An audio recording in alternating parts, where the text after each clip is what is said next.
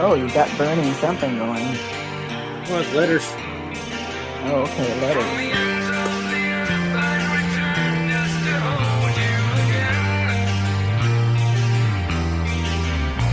In a tavern in Plymouth, our adventure awaits. To my wife I bid farewell as she waved from our gate.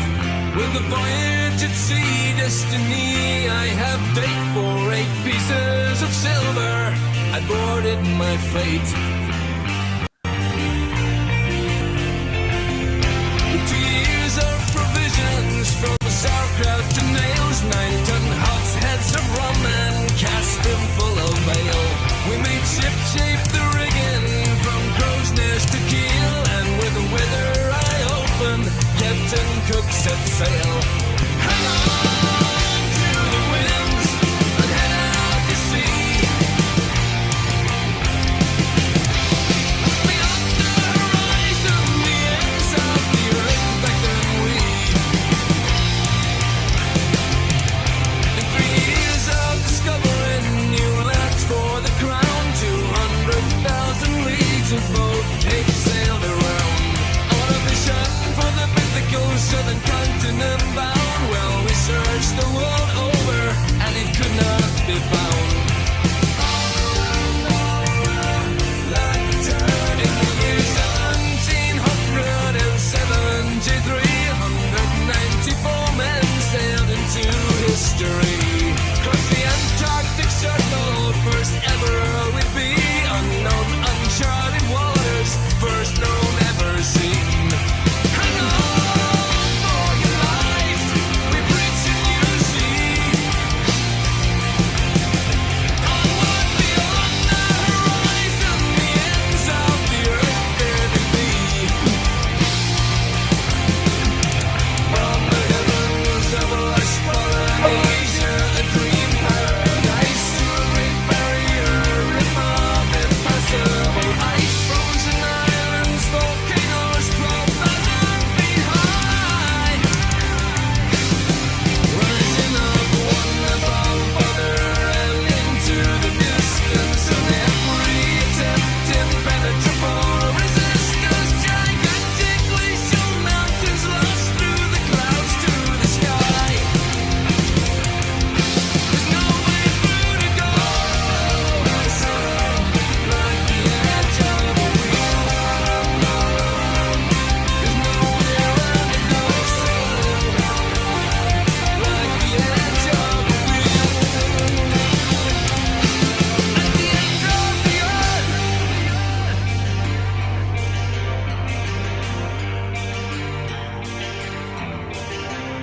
And I see that beneath us graves away those drowns of good men. Will our fate be to sink here or return home to see you again? In the fog and much darkness of a black midnight sun, our 2 ships separated, though we fired sounding guns. Time and tide wait for no man, to the end we have come. But come hell or high water, journey home's just begun. So turn the bow hard starboard, put our stern to this hell. We've mapped treasures of value, discovered tales we must tell. So never were seen again, lost on before they were fell. We come the white cliffs of Dover, like home we should yell. Hang on.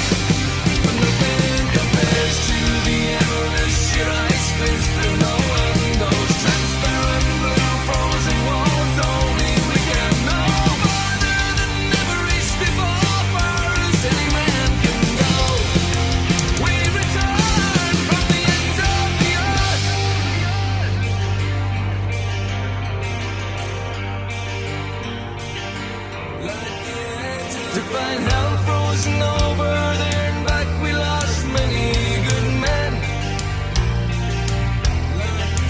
From the ends of the earth I'd return to hold you again.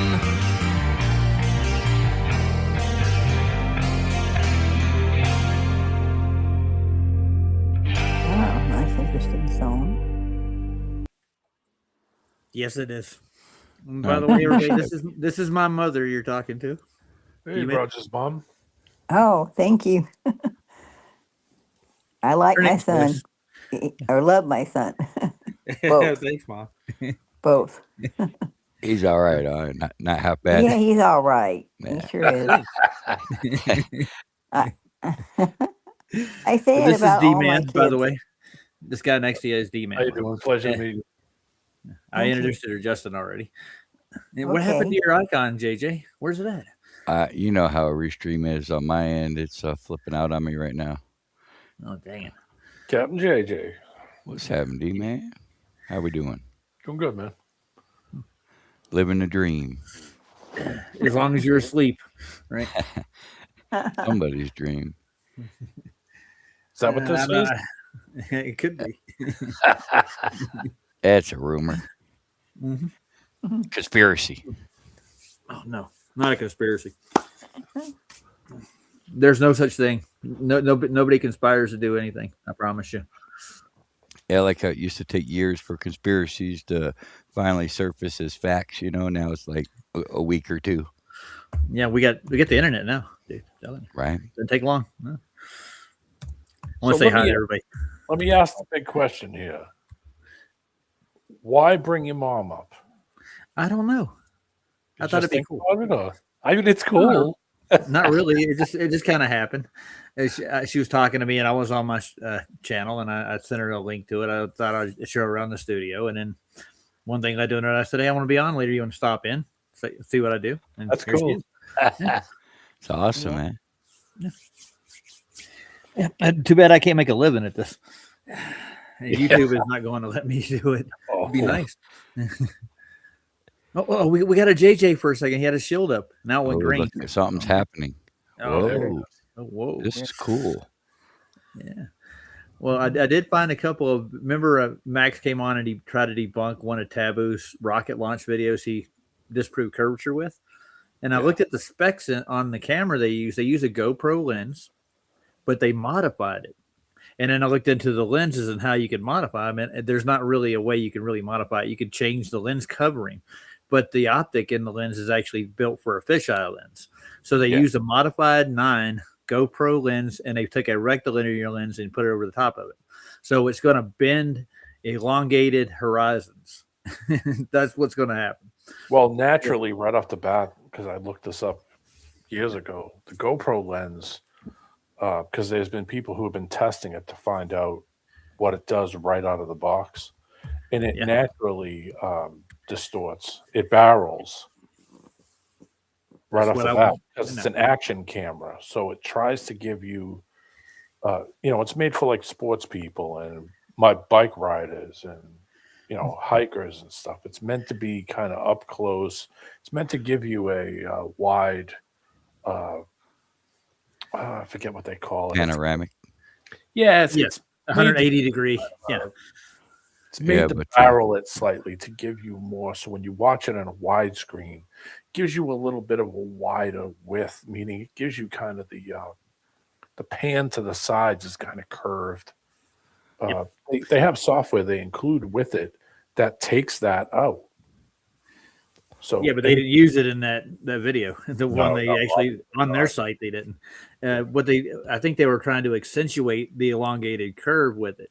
They're playing around with it, and they only used a 9mm. That's what they used. I mean, for a long shot like that, you're definitely going to get long horizons. Stretch them out like an egg. That kind of would do the same thing. So and I looked at all the other amateur rocket launches, and they do the same. They use GoPro cameras on them. I know what it's called. It's for aspect ratio. They barrel it slightly so that way it's got a little curve on the sides, because action cameras are made to be, like most of this stuff that you see the first question you have to ask is, what type of camera did they use? Did they use a GoPro? Up right off the bat. There you go. You know, Yeah. Well, they went 53 miles up, and your field of view is going to be extremely long. But a 9mm is not something I would use in that process, let alone the photo cell that's inside of it's made for a fisheye lens to begin with. It's curved. Yeah. So they took a regular linear lens and put that over the top of a curve. Yeah. So it's going to make it look, it's going to bend it the other way. If you look at a fisheye lens up close, you'll notice everything bends inward towards, not outward. It's going to bend it the other direction. Yeah. It pushes the center away. It pushes the center away. It's not like it's even focus from left to right or up and down. It's barreled. It's barreled. If you were to put it on a grid, the center would be pushed away from you. The outsides would be turned in. It's weird. It's weird how they. But if you type in action cameras on video from action cameras right out of the bag, I've done it because this was a theory a while ago. They all kind of have that aspect ratio. It's kind of, anytime they move from up and down, you see them go from convex to curve downward. Yeah. You know, they'll flatten out towards the edges. Yeah, and that's just evidence to support that aspect ratio. That's not real physical curvature, and that's why they got their hand in a cookie jar, because they want to have boats going over curves, but the horizon's physical. It's not, It's like they can't say it's physical because the darn horizon moves, right? Well, they'll say, well, are my eyes lying, JJ? Well, your eye does the same thing. Your eyes don't peripheral vision. Yeah. So you're not round eyeballs. Yeah, you're not seeing everything as a flat. I'm going to put the specs up here for you. I'll read it for you. They took a let's see, where's it at? Between 31 and 53 miles. This is from the surface. They used let's see, that's the rocket. Let's see. The payload was only like a 16th ounce of beer. That's what they were actually using, but they used a GoPro Hero 9 modified with a rectilinear lens. So why would you take a fisheye lens, like action camera, and then modify it with a rectilinear lens? Yeah. So you're taking the straight lines that you're going to get with the rectilinear lenses, and it's going to warp those still. Yeah, it's lens distortion. It's caused by it's ultra wide angle fisheye lens that creates. Well, they didn't. Well, they took that off, right? Yeah, and they put it over the top of an optics for a fisheye lens. Yeah, it makes straight lines appear warped at the edges. Mm-hmm. Yeah, so I actually watched the original video. Ultimately, I don't know if that's a false dilemma or not, or economy or whatever it is, but dichotomy. Dichotomy. I don't know why you would do that unless you were trying to deceive somebody, right? I mean, it's 2026. We can't just take a regular great picture, of curvature. Well, why did they put a rectilinear lens on the camera to start with? Yeah. Why does we get a regular? They make sport cameras with rectilinear lenses. They could actually fitted any one of the Canons or any of the rest of them on there, and actually got a clean shot of what the horizon is at that level. They've been caught like trying to convince us that this fisheye lens is physical curvature of the shape of the Earth, right? And half the time it's like they're not even high enough. So it's like, what is this, Planet Mexico with Baumgart? Because the curve's way too dramatic half the time. And you're looking down at a circle. And these clowns will try to argue with us. This is the actual curve of the Earth, It's just... Well, we put up cameras on weather balloons with rectilinear lenses, and they actually don't show any curvature. Remember, you can't even see the ground from where they are. It's just straight to the cloud line, if there is a cloud line. Yeah, eye line. And the horizon rises with you as well. And they'll argue, it's not eye level. Well, they're just trying to get you with technicalities because it's pretty damn close to eye level. It always is, right? It might be right under eye level, but it's always right there, It's still moving, right? Like it can't be physical if it's rising with you, regardless. Well, it would look totally different if it was curved at the surface. It would have a totally different how you would look at it, especially if you were high up. Well, I mean, if you were coming up from a sphere, the land would drop away from you, right? Right. You have to look down, and it would stay down there. It would never rise with you. Yeah. So it's just evidence to support that it's an optic. It's not physical. Yeah. But So they want to claim they're Coach playing with going you over it is physical. by modifying that GoPro. That just shows me that they're being dishonest too. I mean, just I think who was it? Geo, you know Geo, right? Anybody? Yeah. He actually got a guy who actually does this stuff. He's played around with it and finding out that they can distort it any way they want to. Pretty much. Of course. Well, that's- I mean, nowadays with digital cameras, you can get the software to take out any effect you want. Yeah. So I it's think not. they could do a lot better job, man. We see better work in like video games and movies than the crap they show us. You know, it's almost like mockery. I don't. Well, It's hard to wrap your TFE. head around. Yeah, there you go. TFE was probably the best example of them using augmented reality video game graphics. They even brought a guy down there with them who was doing Unreal Engine, and so I mean that's how they did it. Jonathan, they didn't see that. They just before they left, they were telling people take a picture of the sun and send it to us. So I think that what they tried to do is get people to take a picture of the sun so they could try to get something as close as what they were seeing when the sun was up, and then try to use that as the model to have it flip back around. So I think that's well, exactly what they do. that's what I think McToon built that software for McKeegan. Yeah.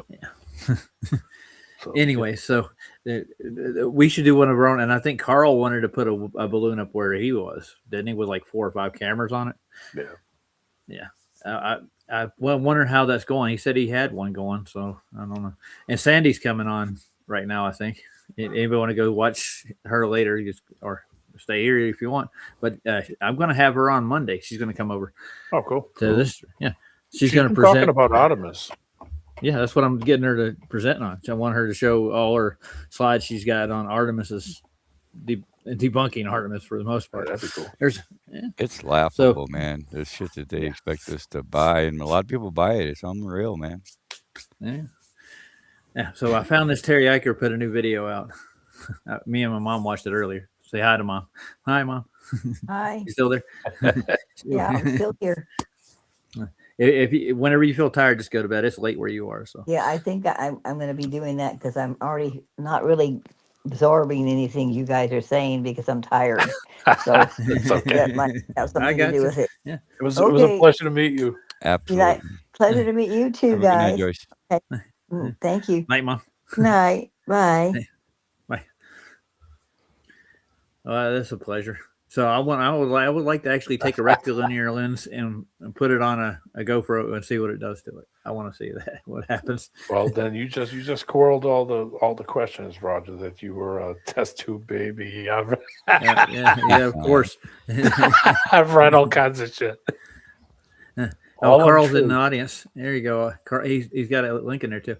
Have you seen this video yet? Anybody? I have not. Yeah.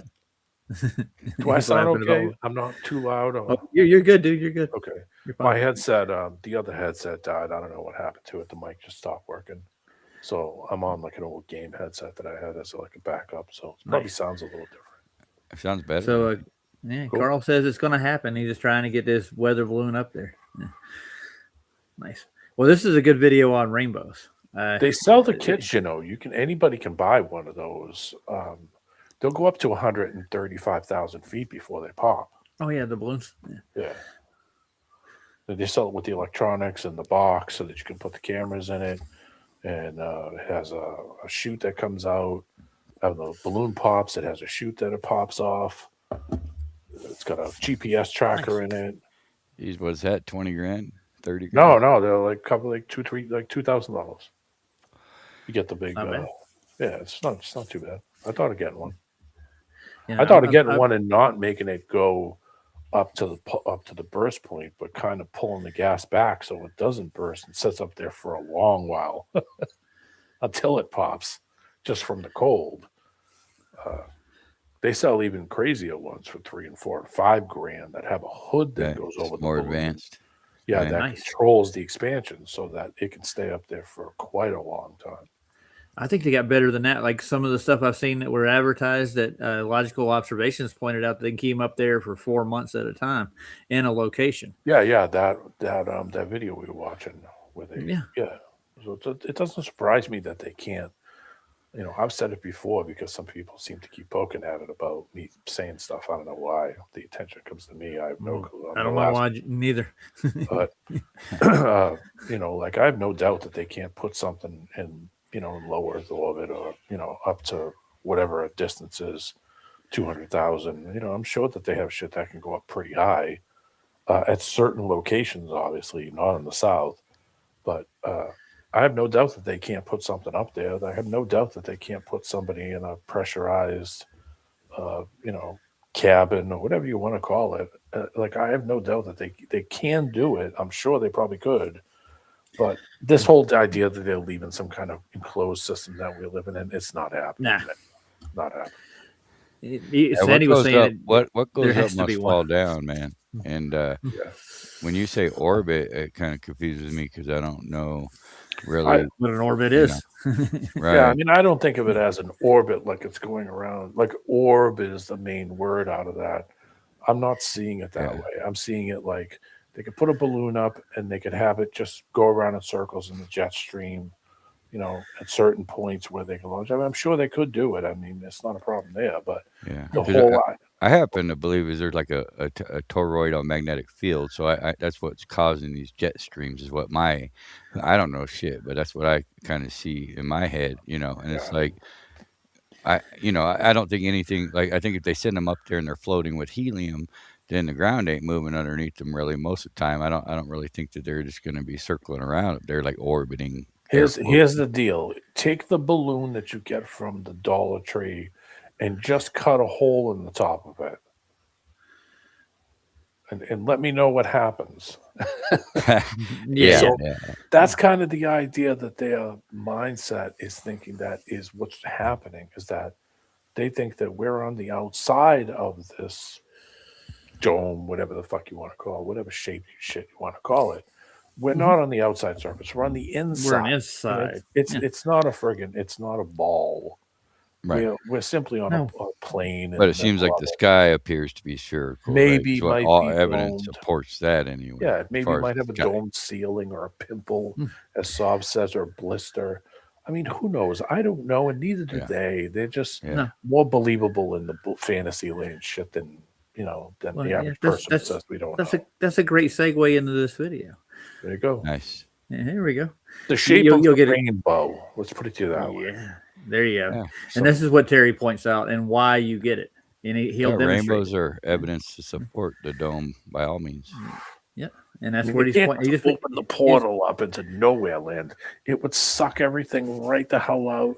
And Nowhere. You'd be bye-bye. We'd be see you later. There's no opening. There's no door that you magically go out. It's like I got a wardrobe.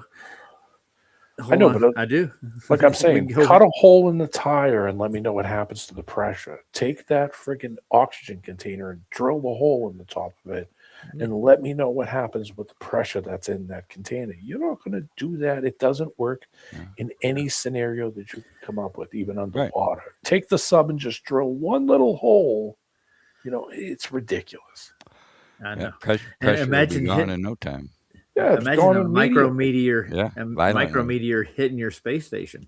Listen, in the I've middle heard of a stories. vacuum. Yeah. I've heard stories. I'm sure all of you. I'm sorry, I don't mean that we'll do this, but it's just because It's it all right. annoys me.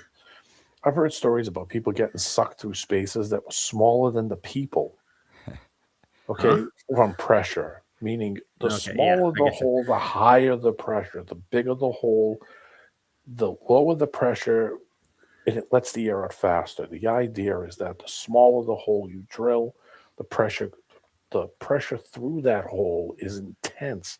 I've heard stories about people, divers and stuff, getting sucked into pipes and all kinds of stuff.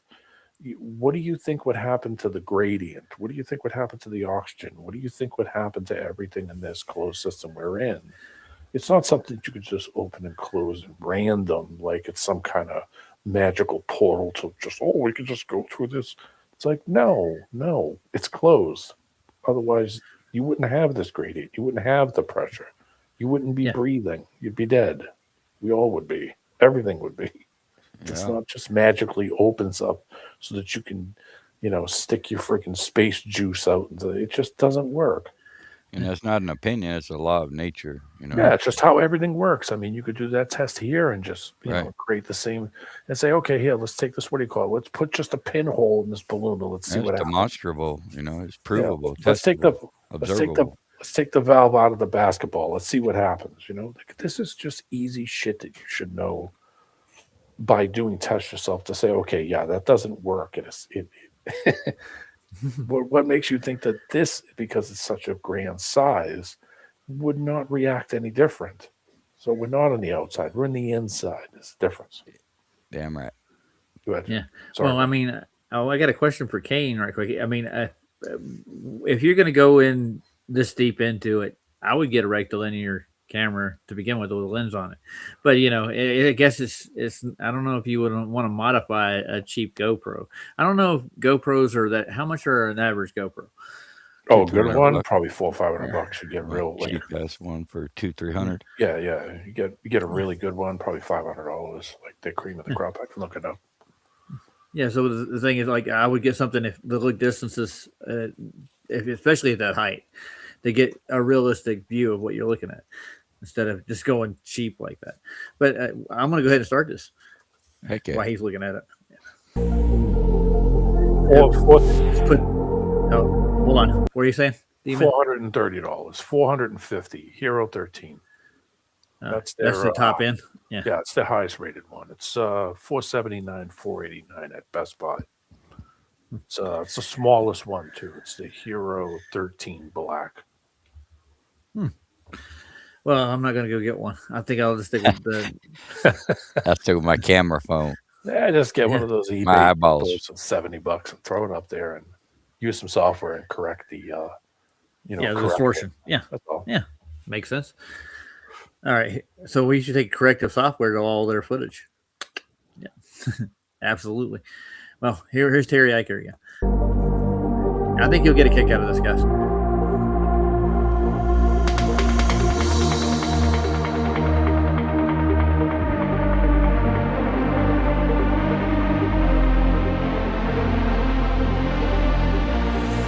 Now, I'm sure Very at one point in time, you've all wondered why the rainbow is arched, curved, and shaped like a dome.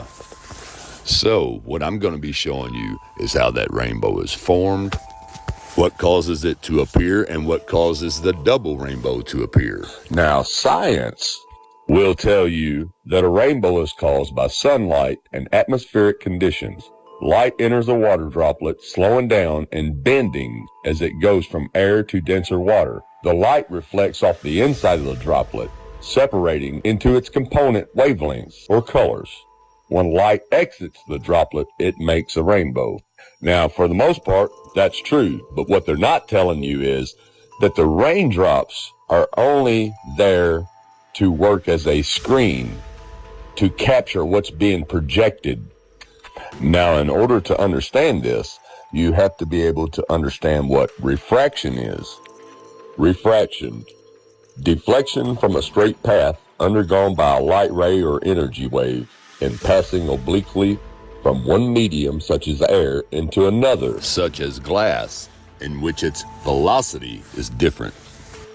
Now, here's an example of refraction. The white light has to pass through a prism, which is usually a glass or a crystal or a mirror, and cause the colors to come out, which, as you can see here, I'll break it down for you. The prism would be a glass of some sort, and it has to hit that glass and refract, which will make the colors, as you can see here in the rainbow.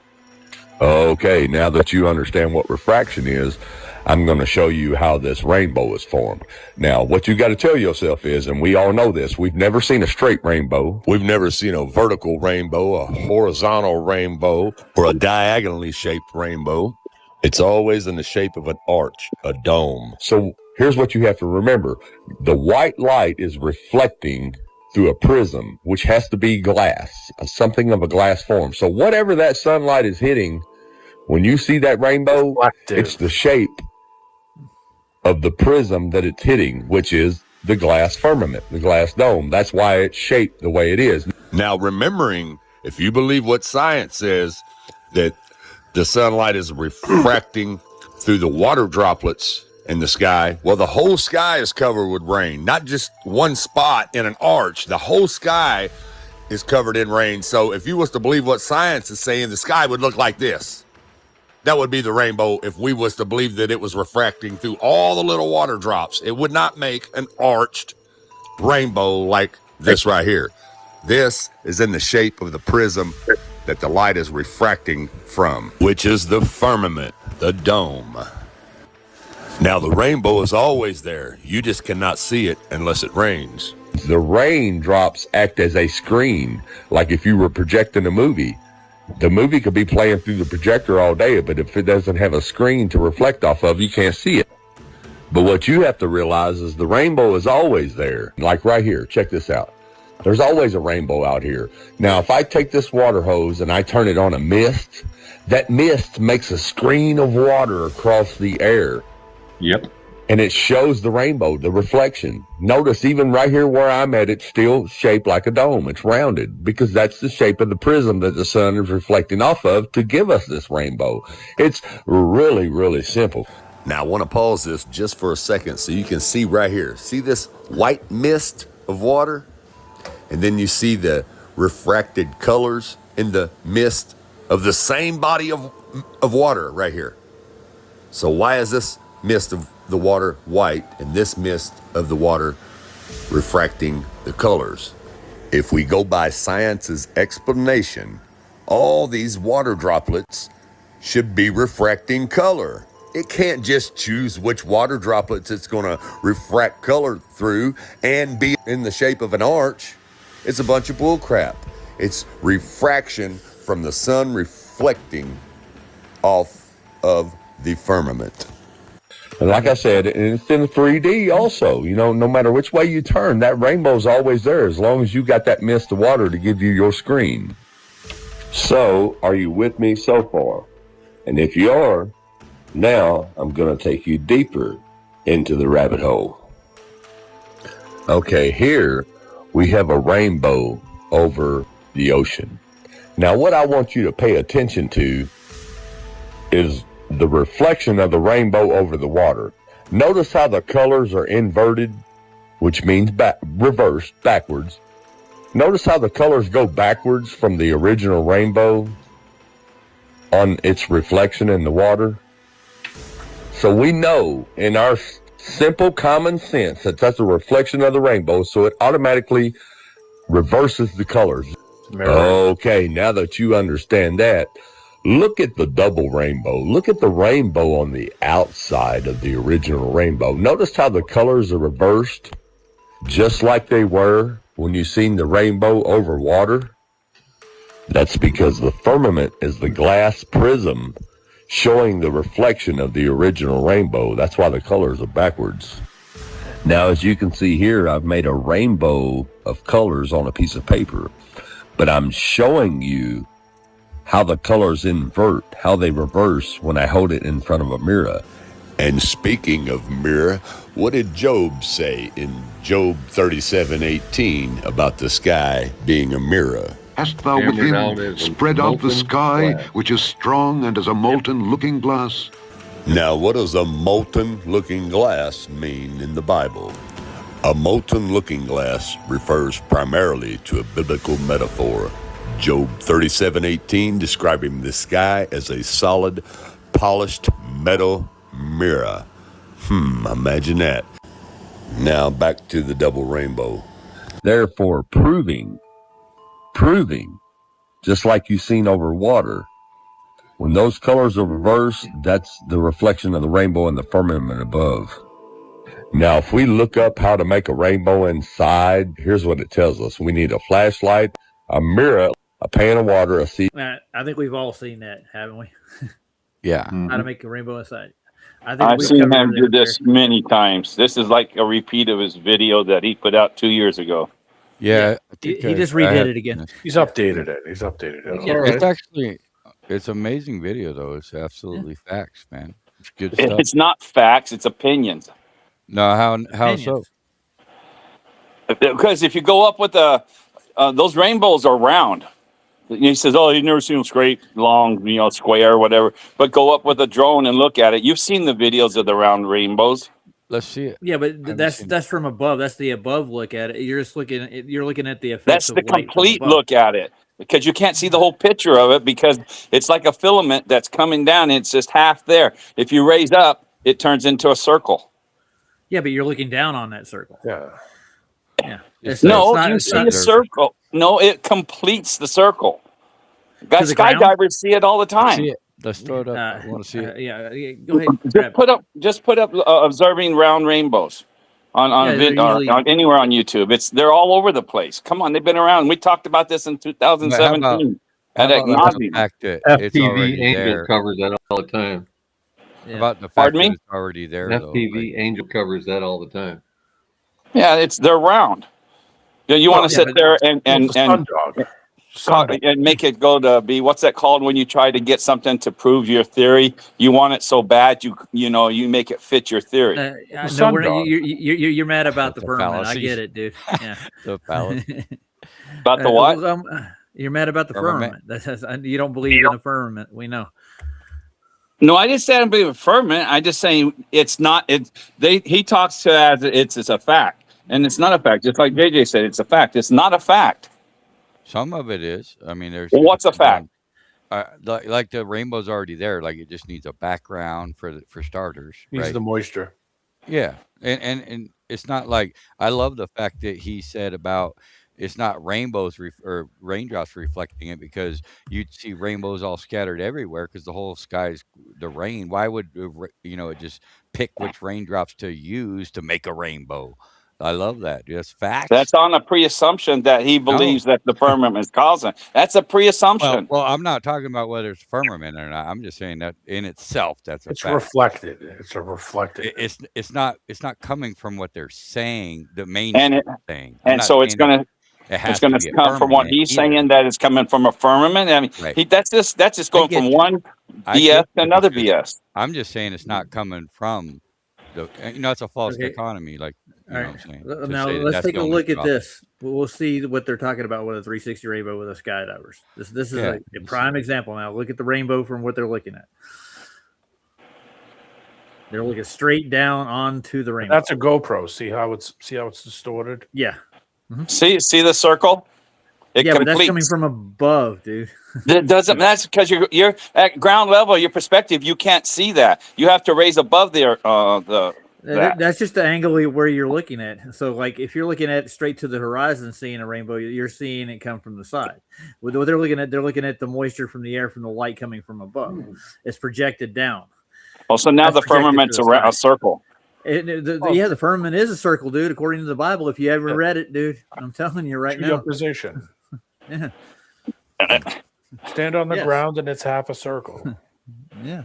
Yeah. It's not and then you're saying, it's not completed on the horizon, dude. Yeah, it's the dome that's causing this projection onto the moisture, dude. So you really believe the dome is causing that? Absolutely. Well, reflected. That's filament. That's like a ray of light that has a hole in it.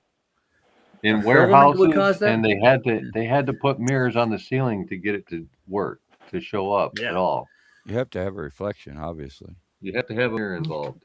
Yeah. And the double rainbow was kind of interesting as well, because it's reversing the color, so it has to be mirrored as well again, right? Yeah, reflecting. Obviously. I mean, they have sun dogs, and a sun dog is doing the exact same thing. You're looking at the. We're not trying to argue with you, Harmon. Like, no. You guys are stating it as a fact instead of this is what I think. Well, that's the only problem I have. You guys say it's a fact. It's a fact. Like you can make a rainbow indoors in a warehouse, but you need to have a mirrored ceiling. Yeah, it has to be. No, I respect what Harmon's saying, man, because at the end of the day, we don't know shit. I respect you, Harmon. And we don't know, but we're willing to speculate. We've been here a year ago. We talked the same subject, or maybe a little over a year. So it doesn't matter. I just say, and then the thing you guys get. It is evidence of a firmament. I'll tell you that. And you can say evidence. You can say evidence all day. Yes. Yeah. But whatever we're it not is, going to prove reflective because it wouldn't work. Again, you always say that we have to have a container because we have air pressure. But then I always say to you, when we go back to circle, I said, man cannot create a gradient. You cannot recreate what nature has naturally. Man can't make it.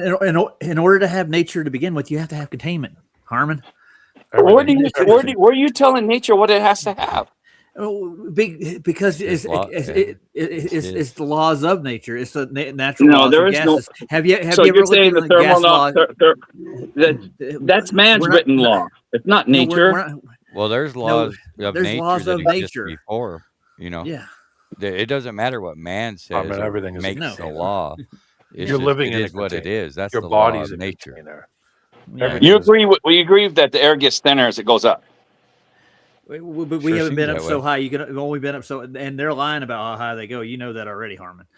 I've already told you we can't go past 50,000 feet with any aircraft.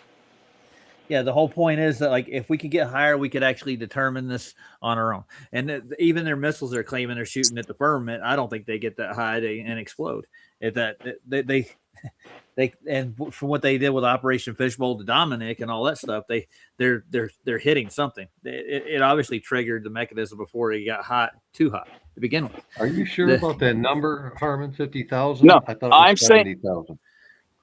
No, it's about 50,000 right around there. Nothing. As far as I've looked, the only thing that's gone higher than, let's say, 60 at the most is the balloons. The balloons have gotten up to 126,000 feet. At the end When of the day, we Mythbusters can't did be that thing, and 100%. they were trying to say they were seeing curvature. The plane that they were in, they were saying they were at 70,000. I'm sure of that. SR-71 is an I know they claim it's 70, but yeah, there's I don't no know distance. if it's true or not, dude. I'm just saying. Right. No, they've said that. They just had a report the other day that the SR-72. Oh, he just saw something at 78,000 feet. I said, no, he didn't. You know, it just doesn't go. Bullshit. We can't prove any of it, regardless of whether it fits our Yeah. Okay, real quick, I got one subject I was going to try to get into with you guys a couple days ago, but when that thing landed, the Artemis, and I looked up a couple of things that they're saying. They said it. So I looked it up what NASA says, and when it enters back into the Earth's atmosphere and the heat shield starts glowing, right? So it's at 75 miles. They say at the beginning, but they'll still say the Kármán line's at 62 to enter our Earth's atmosphere. So they were going 25,000 miles an hour at the 75-mile mark, right? So I looked it up on the calculator and stuff. How long? Okay, 75 miles. Traveling 25,000 miles an hour. How long would it take you to travel 75 miles and going 25,000 miles an hour? Well, seconds. Yeah. 10 seconds.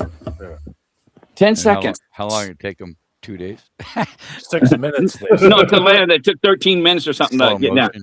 So here they are entering to our place going 25,000 miles an hour. Okay, let's say it slows to 20. And then I looked at 20 at 65 miles an hour, right? And it takes 11 seconds. So how would they stop? Hey, Harmon, it's like trying to figure out how cartoons work, bro. It just does. Draw it any way you want. Human beings are not going to go 25,000 miles an hour and live to fucking talk about it. No. And stop. Yeah. How does and you sure as hell aren't going to pull a parachute at that kind of speed? Yeah, that's either. a good question. Acme. Right. And so then I asked how they slowed down, and they said, well, the heat shield goes away. It burns away. For the first time, they skipped off the atmosphere to slow themselves down. So not on this one. That was on the 22. No. They didn't skip. This one, they did. This is the first one that came straight through. Oh yeah. Smart. Okay. People on it. Yeah. Yeah. Okay. But they skipped through, and I asked how they says the air brakes it. They were calling air brakes that breaks and slows it down. Okay. Flap their wings. Now this goes to my. Remember when I told you how high man can go, and I did all the helicopter stuff and how much they hover? Well, and I found out that the parachutes don't open till about below 10,000 feet to really hold air. Right. So their first drag chutes they released them at, so all this miles, 75 miles, they didn't release it till 20,000 feet.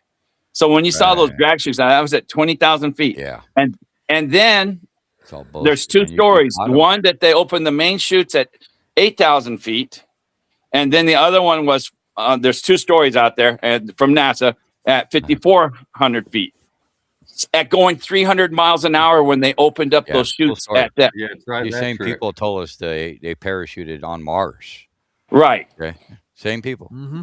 Yeah, I'm just saying that's why I liked it that it did that. Capsule lands in the cold ocean and doesn't give off any steam. No steam. Well, they explained that one away.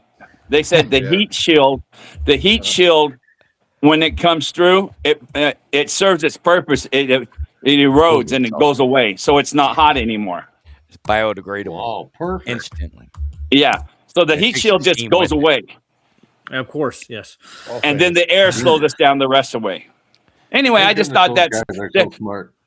Okay, Captain. We're going 25 miles an hour. The Earth's coming in close, Captain. We're a minute away. Oh, it's okay. It's okay. We're 30 seconds away. It's okay. Okay. We're 10 seconds and we're still going full speed.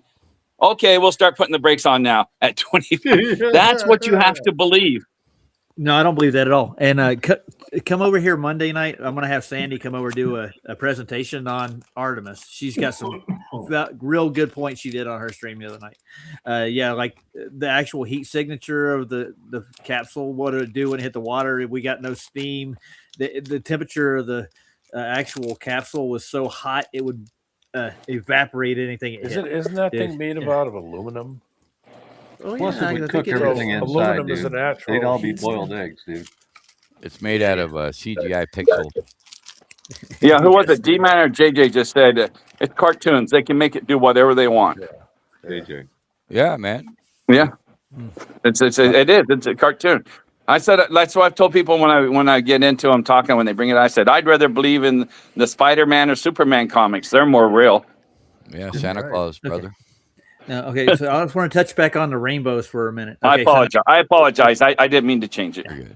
Oh no, I want to get back. I just want to get like you were making a point. Like let's say the incident angle of where the rainbow would be projected from the reflective surface from above, it would do a 360. But if the sun's coming in at an angle from the side, it would actually give you a half arc. Yeah. So that's why you would get on both. the observer's position. Yeah, well, you're standing on the ground, so it's relative to your position. Well, there's another video that shows a guy with a drone on the ground looking at a rainbow that's on the ground, and as he goes up, it just completes the circle. It's on the bottom of it's touching the ground now, and that one going for a parachuter looking down. That's a circle. But when the guy does with the drone and rises up, you see the whole thing complete. Yeah, well, I see what you're saying with the drone too. It's very plausible that the instant angle of the sun, you're up higher from the horizon, so it will complete a full circle. The sun is a circular object, right? And if it's reflecting its light off of the mirrored part of it, it would do a full circle from the side. But I mean, where you're looking at it from here, you would actually get half of it. Somebody else is trying to get what about parallel light beams? I thought we had what about that? Yeah. It says that's a real thing. I just did a quick search, and it says that it's caused by refracting, reflecting, and dispersing inside spherical water droplets, sending light at a specific angle, 42 degrees. It says the circle is centered around the shadow of your head, known as the anti-solar point. It says they appear as arches because the ground typically blocks the bottom half. So it says a video shows how the rainbow is formed in interaction with sunlight and raindrops, and we already know that. But I know that, because you're standing on the ground, so it's perspective from where you are. Yeah, we can't recreate it without a mirror in an enclosed surface. Yeah, so that would be it would have to be reflected above it. So it would have whatever is above our heads is reflective. We need to build a big warehouse with a dome ceiling so we can play with moving the light source around. We have a Jedi in the building, guys. Hold on. Sweet. No, we like Jedis. He's got a white brick wall though. JJ, what do you say about that? Oh shit! That's a red flag. Captain Onion sacks. Taste the biscuit. Taste the goodness of the honey sauce. Andrew, you here? No spin. I am here. Straight out of biscuit rehab. Andrew, how you feeling? What's up, Andrew? I'm pretty good because it never happened. So that's okay. All right. You have to. Actually, when I was dropped out of the back of a C-130, I was a little nervous at the beginning, but then I realized, it's no big deal. Yeah, that velocity when they jump out of the back of the thing, it's incredible, isn't it? I know a few people have done that jump, man. Oh, yeah. And I asked you yesterday if you were going to be going live, and you said no, but you said today that you are, and here you are. So it's Andrew Appreciation Night. I didn't even know it. Yep, there we go.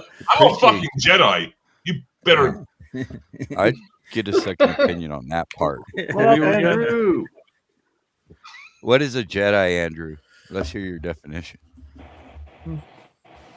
Whatever I want it to lightsaber wielder. Yeah. Well, what do you want it to be? Yeah. He controls the Force, dude. He has the Force. Magical? Like yeah, I have the Force. I forget what are the. I don't know. You're the light bearer, dude. You're a Jedi. I just goof around once in a while. I don't really know what a Jedi is. Okay. Hey, Andrew, did your friend get out of jail? You know that guy that we used to follow get out of jail? Skyler, yeah, he's been out for like close to 2 months. Oh, really? That long? Yeah, Skyler. Yeah. How's he, Justin? Everything's going good? As far as I know, yeah. Okay, I just worried about him. Yeah, well, back soon. Papa Hartman. Yeah. Yeah. Hey, D-Man. You can contact him. He's. I don't use Telegram pretty much anymore at all, but he's on Telegram. I've seen him. He's going to start doing streams again at some point. Yeah, once you get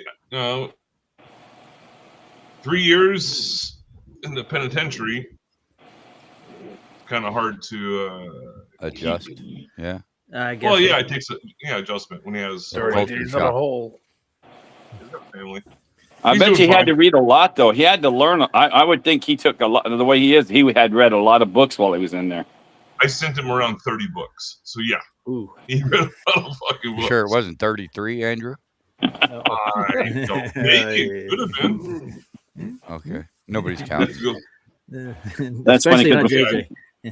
I'm not. Yeah, he's just working on reestablishing. I'm a comedian, man. This is all entertainment purposes only. Only. All right. No problem. So I'm going to share my screen. All right. As soon as Perfect. I needed a new screen. One quick thing before Andrew shares. Yes, sir. Says, oh shit. It says specific conditions must be met. The sun must be behind you, rain or mist in front, and you must be at high elevation, unobstructed spot like a plain or a high mountain. Write that down, Harmon. Write it down. So the sun has to be behind you. And hey, rain we know and your mist in front. short-term memory loss Otherwise is real, you won't bro. see the circle. What's my name, Harmon? That's what I thought. Too Sir. long. It's sir. Too long. Took you too long to answer. It's Captain JJ. Get it right, man. Captain JJ. Your pilot. Ladies and gentlemen, this is your captain speaking. Hey, I get to see JJ this next Sunday. Oh, yeah, I know. I heard. Good luck. JJ in that poker room is closed down. It's closed down for repairs, for remodeling. That's it. You're just gonna have to play Boggle with Harmon. Oh, no. I do play Boggle. Heads up, 7-up. How about Yahtzee? That'd be even funner. Okay. I play Boggle on my phone every day. Andrew's going into the video, guys. Here he goes. Okay, it's not too long. All right. I'll pause it whenever you want, but this is something. It's a little bit of retro stuff. 3 hours. Think about it. Does it mention Al Baruni at all? Al Baruni? Yeah. I don't know. It might, but I doubt it. An 11th century mathematician. No, I don't think it does. Yeah, I know. Yes. Oh, look him up. Everyone's seen this. Orion is getting ready to launch.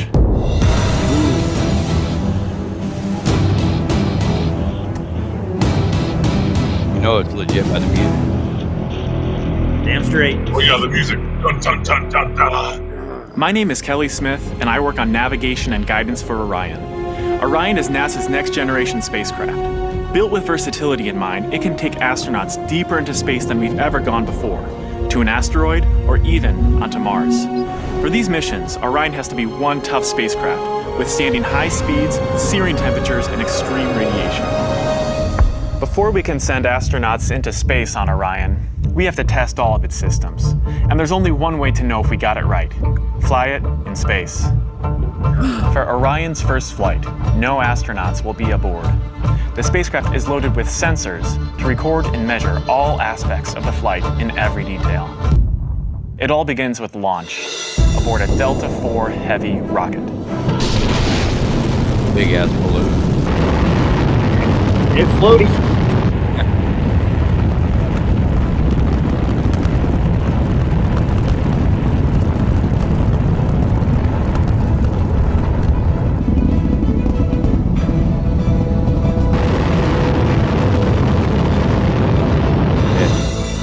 As it punches into Earth orbit, Orion will jettison its... Notice they always have to cut to CGI. Every single time. Well, yeah, their camera guy can't keep up. I know. I know. That's the other thing I'm also very pissed off about. Is like, wait a second, is there a helicopter or an airplane going at the exact same speed and elevation? Well, yeah, plus you have the perspective from the guy they left on the moon. He can take shots from up there. And they do it not just going up, also going down. It's like, wait a second. That's weird, Hold on a isn't it? second. Yeah. Come on, guys. It's a card we're not trick. buying it. Show me how it works. Yeah, of course. And by the way, if you guys ever want to see a card trick or something like that, I'm going to work on doing that because I'm pretty fucking good at card tricks. Are you? Can you do magic too? Yeah. I can do a lot of magic tricks. Yeah. I mean, you remind me, my cousin's like that. He actually does the Pepsi can trick where he actually closes the can and it has Pepsi in it again after he pours it all out. And I'm like, how do you do that, man? Oh yeah, I don't know every single magic trick, but I know a lot. But anyways, now looking at this right here, just in the pause. Now this is like I don't even. All right, I'm just gonna. It just pisses me off the more I try to explain it. Here we go. That's what it looks like to me. The space dildo penetrating, Uranus. Yeah. Lovely. It's sick, man. People are evil. That one looks like it will hurt. Yeah, that would. Yeah, pulling business. It's got barbs on the end. Someone like, hey, Andrew, I'm your doctor. I'm gonna do a rectal inspection, and they pull something like that out. I'll be like, I'm leaving. So, anyways, this is again retro from 2014, and it has to do with the actual Artemis nonsense that just happened. It's essentially just keeping people on the treadmill of nonsense. Yeah, and Andrew. Yes, sir. Yeah, I want to ask you. Remember about that time, didn't they make an announcement that the atmosphere of the Earth goes beyond the moon? I remember that kind of about that time. Yeah. That was in 2018. They made that 18 or 19. They made that when it goes beyond the moon. Like it goes out to 304. It might be 333,000 miles. I don't know, but I know it's over 300,000 miles now. Good number. Yeah. So they kept the moon at the same distance, but halfway to 666. Well, what they did is the reason they said it when the scientists came out 2018 or 19 and said that. I remember reading an article. They said it because it will explain why maybe the flag moved on the moon. Is that because there is some atmosphere? It's called moving the flag post or the flag. Yeah, the goalpost. Yeah, the goalpost. There you go. Yeah. People You're 100% right, JJ. Yeah. Are supposed to be like the most intelligent people that can never get hired for a position like that, and they make the dumbest mistakes. Mm-hmm. Like, oh, come on. And all of Neil deGrasse's theories and Michio Kaku's are actually validated through science. I'm going to keep playing this, though. Here we go. This is, again, retro. Some people probably haven't seen it. Let's find out. Launch abort system. The abort system is a safety feature designed to pull Orion and its crew out of danger if there were a problem with the rocket during ascent. Orion's journey is just beginning. As the spacecraft and the upper stage begin their first lap around Earth, Mission Control in Houston is monitoring the progress of the flight. Orion's over 100 miles up and going about 17,000 miles per hour. Just as it passes over the Indian Ocean, we lose communication.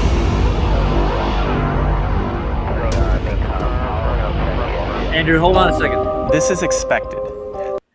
Now, what's wrong with India's Ocean? Why does it lose communication there in particular? I mean, they're excellent with communication and telecommunication skills there. I'm pretty sure they have technology that can actually communicate with the Orion capsule over the Indian Ocean. What's particular about the Indian Ocean? It's called. That's a great question. I have no fucking clue. I could tell you why. Because all the communication is ground-based. It's all via towers, and it's not, your so-called satellites.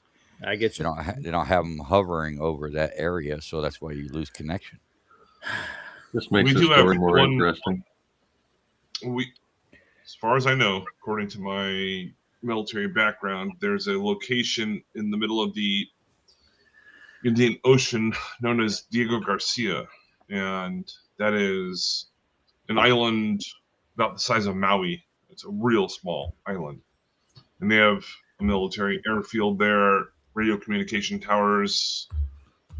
I've never been there, but my uncle was stationed there before he retired from the Navy. And that's the limitation of, and then there's also the Philippines and different locations that put radio communication towers are line of sight. Radio signals don't curve. No, they're line of sight. Flat Earth evidence, by all means. Yeah. It has to be topographical for us to send those waves that far. Well, wait a minute, JJ. I got a cure for it. We can change the word level to bending to the surface of the Earth. The parabolic. Oh, bendy. Oh, I like that one. Parabolic level. It's like Futurama. Oxymoron. Yeah. Called the oxymoron, dude. There's the oxymorons all around me. Yeah. Oh, that's actually another good punk band if you like punk music. Oxymoron. I gotta look them up. About Roger, I know because you're into that kind of stuff like I was. I still am, but yeah, Oxymoron. I like a lot of other genres too. I like some metal. I even listen to some blues. When these guys took off and they went around the Earth twice, how come there's no footage of like everybody around the Earth, like showing, hey, we see them, we're over here, like once they took off, then nobody ever saw them again, but yet they circled Earth twice? There's going to be a very easy excuse utilized for that. High. Where are all the people that were like filming the moon and watching this thing go past and around it? Where's all that footage? There isn't any. Oh, there isn't any. Well, I heard Craig say that they actually tracked it with ham radio, with the radio signals. That's how they know it was there. They just bounce a laser off it, like that was Craig. Craig said that. Right. All right, so I'm going to keep playing this. This is just something to understand and comprehend that this was 12 years ago that this video was put out, and it's directly associated with this whole bullshit Artemis thing. Yeah, the communications link we have through satellites to Orion is momentarily lost, but Orion continues to receive and process data. Its computers can handle 480 million instructions per second. Imagine you are traveling with Orion as the flight test continues. One orbit completed. Time to go. The upper stage of the rocket fires again. Like the setup for a roller coaster ride, this is the big climb we've been waiting for. We are headed 3,600 miles above Earth. 15 times higher from the planet than the International Space Station. As we get further away from Earth, we'll pass through the Van Allen belts, an area of dangerous radiation. Radiation like this could harm the guidance systems, onboard computers, or other electronics on Orion. Naturally, we have to pass through this danger zone twice, once up and once back. But Orion has protection. Shielding will be put to the test as the vehicle cuts through the waves of radiation. Sensors aboard will record radiation levels for scientists to study. We must solve these challenges before we send people through this region of space. For this flight, it's time to head home. The upper stage of the rocket triggers separation.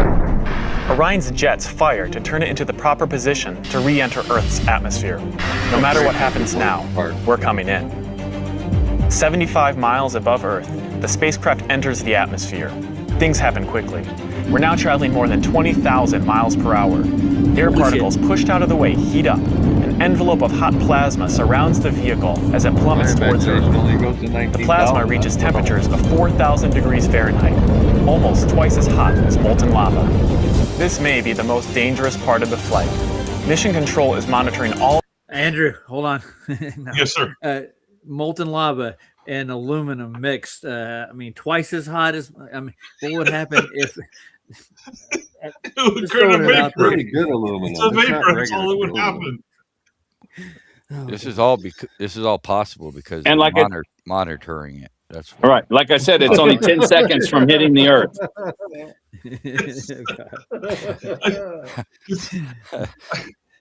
I look at this now as comedy. I'm not looking at this as something like. Well, I look at it like mockery because it's an insult to your intelligence, and these things have implications and ramifications with our children and the future of humanity. It's not a game, you know. Not a game. This is serious shit.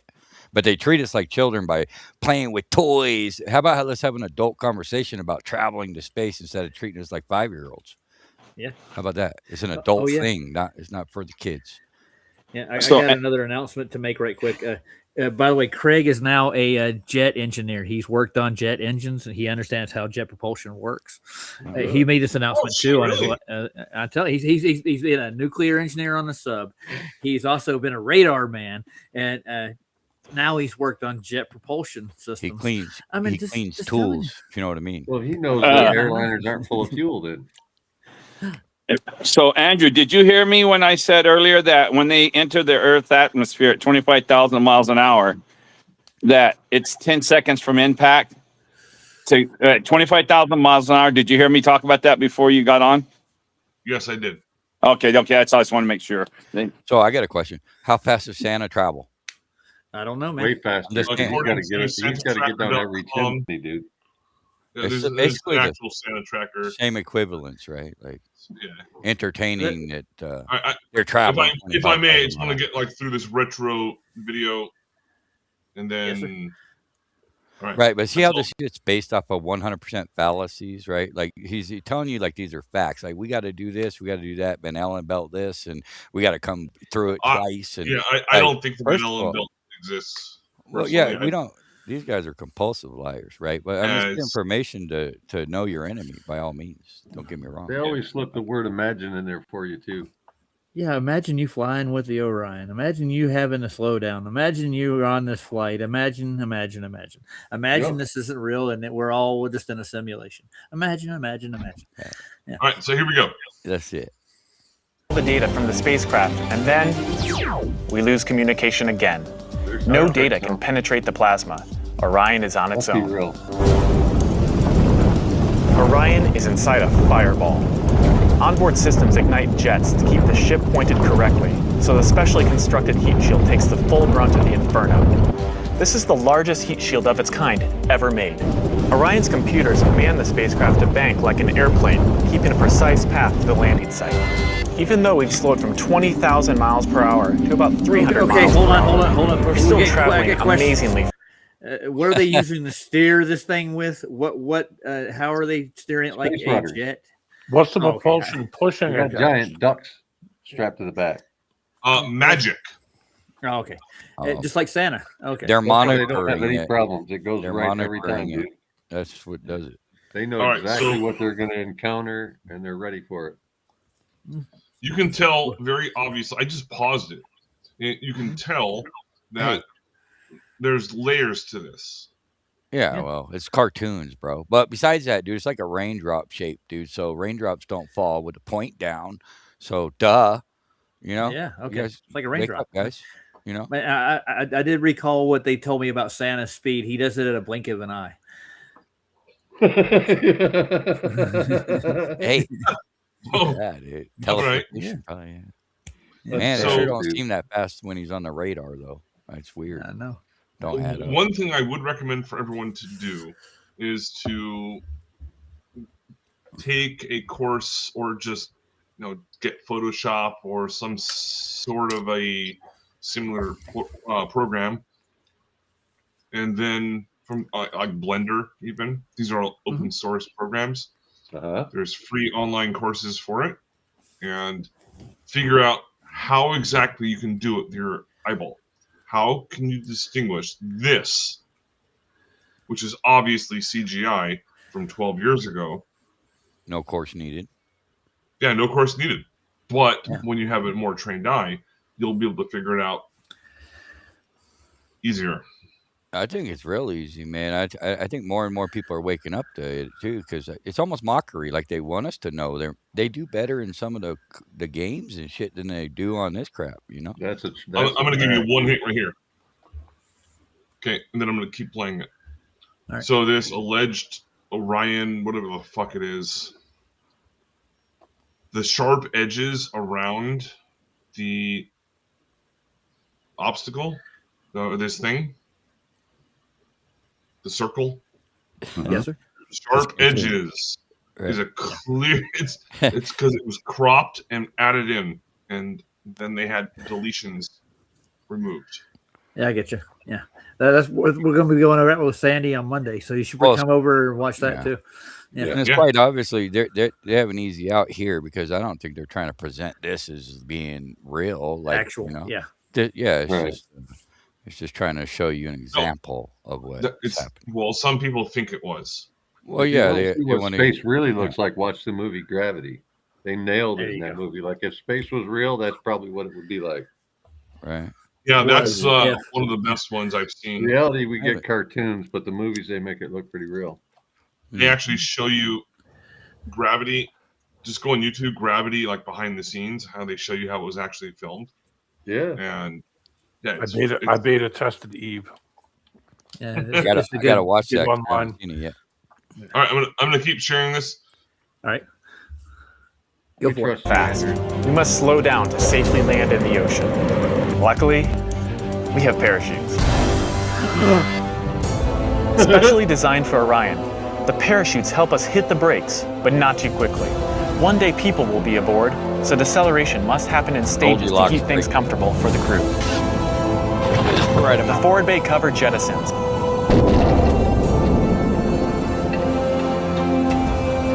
Two drogue chutes deploy and slow the returning spacecraft down to 175 miles per hour.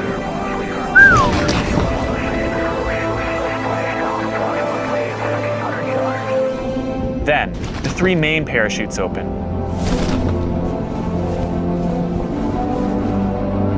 Once fully engaged, this canopy would cover an American football field. Holy fucking it's parachute! It takes parachutes this size and strength to slow our descent to 20 miles per hour, and then splashdown. And dropped on the concrete. For this first flight, we won't have astronauts inside, but we still have some very precious cargo. The flight data from this mission is stored inside the Orion spacecraft. While our flight might be over, there is still a lot of work to do. Onboard sensors recorded every detail from launch, to flying in space, to re-entry, to landing.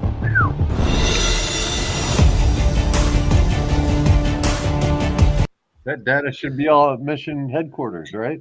Here's the thing that I find really just weird. It's a montage of them just showing a bunch of people in white suits that are allegedly supposed to be in some sort of a clean room and working on something. Predictive programming, and they got like duct tape over everything. It's like just the music alone. It's like this is serious shit, right? Why do you need this thriller music to be interested in? So if it was real, right? They got to try to sell it to you just in your emotions. They want you emotionally attached to their deception. It's a theater. Yeah, that's all it is. It's a fucking dog and pony show, man. But again, something like that. This is a retro back to 2000 2014. So they're showing the same shit to us it's now. all scripted. Yeah, it's all scripted. You know, Nothing's just different. like the Simpsons or the Illuminati nothing card different to game show back us. in the It's Illuminati not like card they game can was show us real early shit. They don't have real shit. 1990s. Mm-hmm. You seen the Illuminati card game, Andrew? I have. He has one at the house. I do. I'm serious question. Have you seen it? Yeah. I've read all of them. Yeah. Yeah, like how is that possible unless it's all scripted?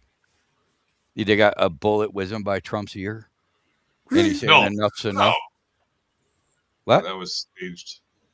I mean, it all is. This is early 90s, these card games. What do you call those cards the Bible then? They know everything just like the Bible. Right. It's just showing you. It's all there scripted. you go. Once you understand we've been in the a Bible's reset, scripted too. They get to write everything. You know, it's his story, right? And they get to write what happens from then on too in the way they want it. That's why they reset us. All right, this has got like 30 seconds left. Go ahead. Kill it. All right, you can stop then. Flight tests are difficult and complex, but they give us confidence that the systems we have designed work under real flight conditions. It's great to be a part of this first space flight for Orion, and we're looking forward to beginning a new chapter in human space exploration. Good job. Go, NASA, go, baby. Do something productive. Shout out to the fellas in the chat as well, Jeff and Joe. Hey, Jeff. No. Yeah. That guy probably could have cooked a boiled egg. That was an excellent video, I'm telling you. And Mark Sargent put that up. I saw his little thumbnail on the side. Listen, Andrew, they were up there saving your life every day, making Velcro. Show some respect. Well, then I apologize. Yeah. We're right. Well, on that same note, I got another video off of BitChute that Man of Stone did that has another connotation to it, but it's not scripted neither. And they actually use Blender as a software program to demonstrate their thesis. So, you guys up for it? Are you convinced yet, JJ? Absolutely, yes. And just as I'm still trying to learn Blender better. It's a 3D modeling. Yeah, I'm real familiar with that. I've got a background in 3D modeling and animation. Blender's the most confusing of all the 3D software I've ever used, dude. I'm really good with 3D Studio and Lightwave and Imagine and Aladdin 4D and a few others. But Blender, man, I tell you what, Blender is like a deep dive study every time you go to use it. And every time they change the version, it's almost like starting over. It's bad news. Yeah, that's powerful. It's open source. It's free. Yeah, I know. Mm-hmm. Oh, or you guys want to watch this? Here we go. Yeah. Holler, stop if you got something to say. You know, here it goes. Who just popped? Yeah, we're nearly 25 minutes in. We might as well get Yeah. Let's get on. Let's kick it off here. All right, Stone. Yeah, the floor is yours, brother. Go ahead. Right on, gang. Give us another 25 people in here. Not too bad. Thanks for coming, y'all. Good to see Mark Sargent, DJ Curious. Very impressive. Yay. All right. So anybody who hasn't done it already, at the top of the center, there's a Dropbox.com link, or bug over to the room chat and scroll up a bit to my post. You punch the Dropbox.com link there to pull down the PDF that I put together for tonight so you guys can all follow the bouncing ball in detail for those who have not yet watched the two videos in question. Pull my own up. Here we go. First off, in that PDF as well, at the end of it, you'll see my BitChute and Telegram links to get a hold of me, get more information, see the other things I've produced and stuff. So let's bug right into it. That's page 1 of the PDF. And second half of page 1, we're looking at 2 hypothesis statements, one rephrased. And we're paying a little bit of homage to Dr. Mark Hefferon here regards the null hypothesis strategy. The original premise of his tactic is where instead of proving H1, which is what all the flat earth people are interested in doing, we are going to falsify H0. Just a little piece of logical trade-off strategy that seems to work pretty well in most cases. But in this particular scenario, we're going to achieve both because we will be relying strictly on the empirical, I should say, the empirical. We're examining, we're conversating and examining. We're examining what is observed. And we're using no special instruments, no special tools. We're just using some basic math, stuff you learned in high school, hopefully, in the angular analysis of the measurements that are taken in this exercise. So as far as hypothesis 0, as H0 goes, Globius. So has everybody got that? I got my pencil. All right. So what they're doing a hypothesis. Well, does the sun appear to revolve around a spherical Earth, or a spherical Earth appears to rotate in relation to the sun? These are the two premises. I gotcha. H1 is the first one they're going to try to debunk or prove, right? The sun appears to rotate above the flat Earth. Here we go. Y'all can have it. You can have it either way, as long as you're sticking with spherical in the statement. That seems to be the general bias to what you guys are after. And the flat earthers, conversely, they're just using the one statement because it says it all. And of course, as it says there, only one of those two can be true. It either does one or the other. And again, we are going to be relying on only simple geometric truth and the strictly empirical. So as I'm delivering what I'm doing here, if Elon fails to make good on delivery of any of the packets I'm sending your way, speak up and I will repeat for sake of clarity and everybody understanding exactly where we're at. So everybody got your PDF open? Let's bug down to page 2, where we start to spell out the two scenarios behind those two hypothetical statements. As far as the starting point goes here in the first frame, this is a reference to a video done by a guy by the initials of WJB. And he has a YouTube channel and has for a number of years. 3 years ago, he put one out on the channel. And the channel is called Shadow Reveal, R-E-V-E-A-L, as in reveal the trick. This is a good play. Okay, so in his video, he shows a modeling of the two examples of the two statements I laid out on page 1. And in the first frame of both examples, you're looking at them here from 3 years ago. So I think, overall, WJB did a really good job in that video, but he didn't provide, and this is just purely an option in regard to a decision that he made in production, to not provide a graphic specifically to explain the difference in the sun's movement from model to model. He just threw in a text explanation and just kind of went with it. And I guess he saved himself a little effort. But I think just to be complete and more fully fill in this picture of where the sun is, what it's doing, and what's different between the two, I'm setting up these two graphics here. In the Globe example, the sun is much farther away in the modeling in regard to its movement and position relative to the house in both cases. So treat the downward movement. Can I point out one thing, though? In their model, all the light coming from the sun appears parallel, right? Yes. It has to. It wouldn't reach us in their model, it has from to. that distance. Yeah, right. Yeah. But it doesn't match reality. Which is stupid, directional, but You wouldn't have crepuscular rays. How do you explain the crepuscular rays? You can't. Not without a It local bounces off that the word. atmosphere. Crepuscular, anti-crepuscular. You can say the same for a hot spot on the surface of the Earth too. Right. I was feeling It's kind of evidence of a crepuscular local yesterday. source. Were you? Any inverse square law of light? Anybody? Yeah, it wouldn't reach us. Did not apply in their fantasy. Yeah. Well, yeah, but I mean, according to them, there's a vacuum between the sun too. Yeah, like I said, fantasy. Without proof of it, Carl. They didn't Right on. prove there's a vacuum between us, and that they assume that on the premise. Don't make assumptions in the scientific world, because it will lead to a whole world believing fallacy. The same. Scientism, pseudoscience. Mm-hmm. You don't want a bunch No, of we people don't. believing a bunch of bullshit. All right, but I Maybe mean, that's they why did. they dumb them down. Yeah. No, that's why you got a bunch of people running around thinking we come from monkeys and gas and dust and amoebas crawling out of the ocean. Yeah, and without any And there's no indication God. within a fossil record that we even go that far back. And you're in time, insignificant and you're not divine or have any Self-assembly. Come on, God-given man. sense. Get with the program. Hey Roger, thank you for letting me on. My nightly poker game online is coming on, so I got to go. So thank you so much, you and gotta go JJ with the and all everybody. important Good seeing you. We see where your priorities lie. Definitely. Have a good one, Harmon. It's my 11:30 poker night. I wait for it all day. Bless you, Come on, Andrew. brother. Get out Good of luck. here. Good luck, dude. All right, bye. Get out. Later. Later, Harmon. Peace. Good luck, dude. He's playing for all I the love countries giving now. Harmon shit, dude. It's good time. Oh yeah. Good Yeah. times. Okay. All right, guys. Let's get back to the hypothesis and null hypothesis. Yeah, where were we? For the sun Okay, here we go. as a straight line, because we're talking about a ratio between a few thousand miles of change going from up in the sky to down out of the sky against the 93 million miles they claim. And that ratio, when you're looking at that in terms of a circle and the path that it's traveling around you, the observer, the chord of that path becomes essentially a straight line path downward. So we just represent with that with the old arrow there, and you're good to go.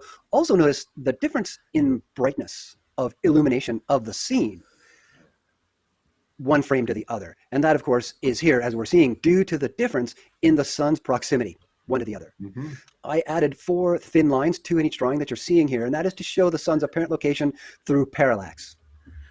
And the midpoint, although it's not in the mid-span of each line, the midpoint of each line, where the object is, either the top of the pillar or the top of the window, those you can think of as a fixed vertex for those thin lines as they change in angle as the sun moves. So as the sun moves, that's the point around which we're measuring and determining its movement by what's happening on the other side of the line, on the east wall inside the house, or on the ground in this case, and when you're just coming out of the starting blocks at the top of the animation where the sun is hitting the pillar and the shadow is cast directly on the ground next to it. So that's the difference between the two scenarios in terms of sun position. Okay, so let's get on down to page 3. And we're going to examine the Globee option first in detail. A, repeating from page before, like you've just seen, but frame B in the animation that WJV shows in his video is when the post shadow is moving across the ground and then reaches up the wall and starts to get close to the bottom of the window. And as it just slightly gets higher than that, as the sun slightly goes down even farther, the sun begins to cast a shadow on the east wall. And I will refer to that as the shadow from now on, even though it is actually the light portion of what we're looking at. The window shadow on the east wall in frame B is essentially the same height as the window itself through which the light is passing on the west wall. So when we go to frame C, this is the next point in the animation where the sun-earth ecliptic begins to rise up as well and match the height of the post, and they both shine through, and you can see them on the shadow on the east wall, essentially almost together at the same height at that point. So what we're seeing there in frame C is the point at which the window shadow on... Just to point this out for people, this is actually in the frame D, that is the geometric horizon that they have to have on a sphere that's casting the shadow on the wall. That's the actual land causing the shadow. Yep. And you Which would see we it never in the sky every day as the sun would come up and as the sun would go down. And you have never seen that in your entire life. Never. No, the sun just goes away, obviously. Yeah, that's what he's going to prove here, I think. Yeah. And also when Chilster said that he thinks that he's basically trying to say about crepuscular rays, saying he's thinking that the sun comes down straight, but it goes through the holes in the cloud, and we see it from perspective comes into play after that. But I was just going to throw out there that a lot of times you see the crepuscular rays when the sun is behind the cloud, but you can also see them when the sun's peeking out from behind the clouds, and it's still, you can still see them, proving that it's just not, going through the cloud holes. I'm just throwing that out there. Yeah. I can't. No. I have been looking at this. Why does it resemble the Windows logo so much? I don't know, because it's a Blender simulation. So it's using the window as a reference for the light going through the window. It's symbology, man. Just he's getting conspiratorial over here. Listen, good for you, Andrew. Good for you. I'll take back some of the shit I said about you. Just a little. That window is a man. JJ knows. Yeah. Man, as long as there's moisture in the air, you're going to be able to see a crepuscular sun if it's rays from the sun, as long as it's right. Yes. Doesn't matter if there's clouds or not. If you had the big wildfires we've had and whatnot, there's so much smoke and dust and shit in the air, you can see it through that. So what we're looking here is an angle with a reference to a plane.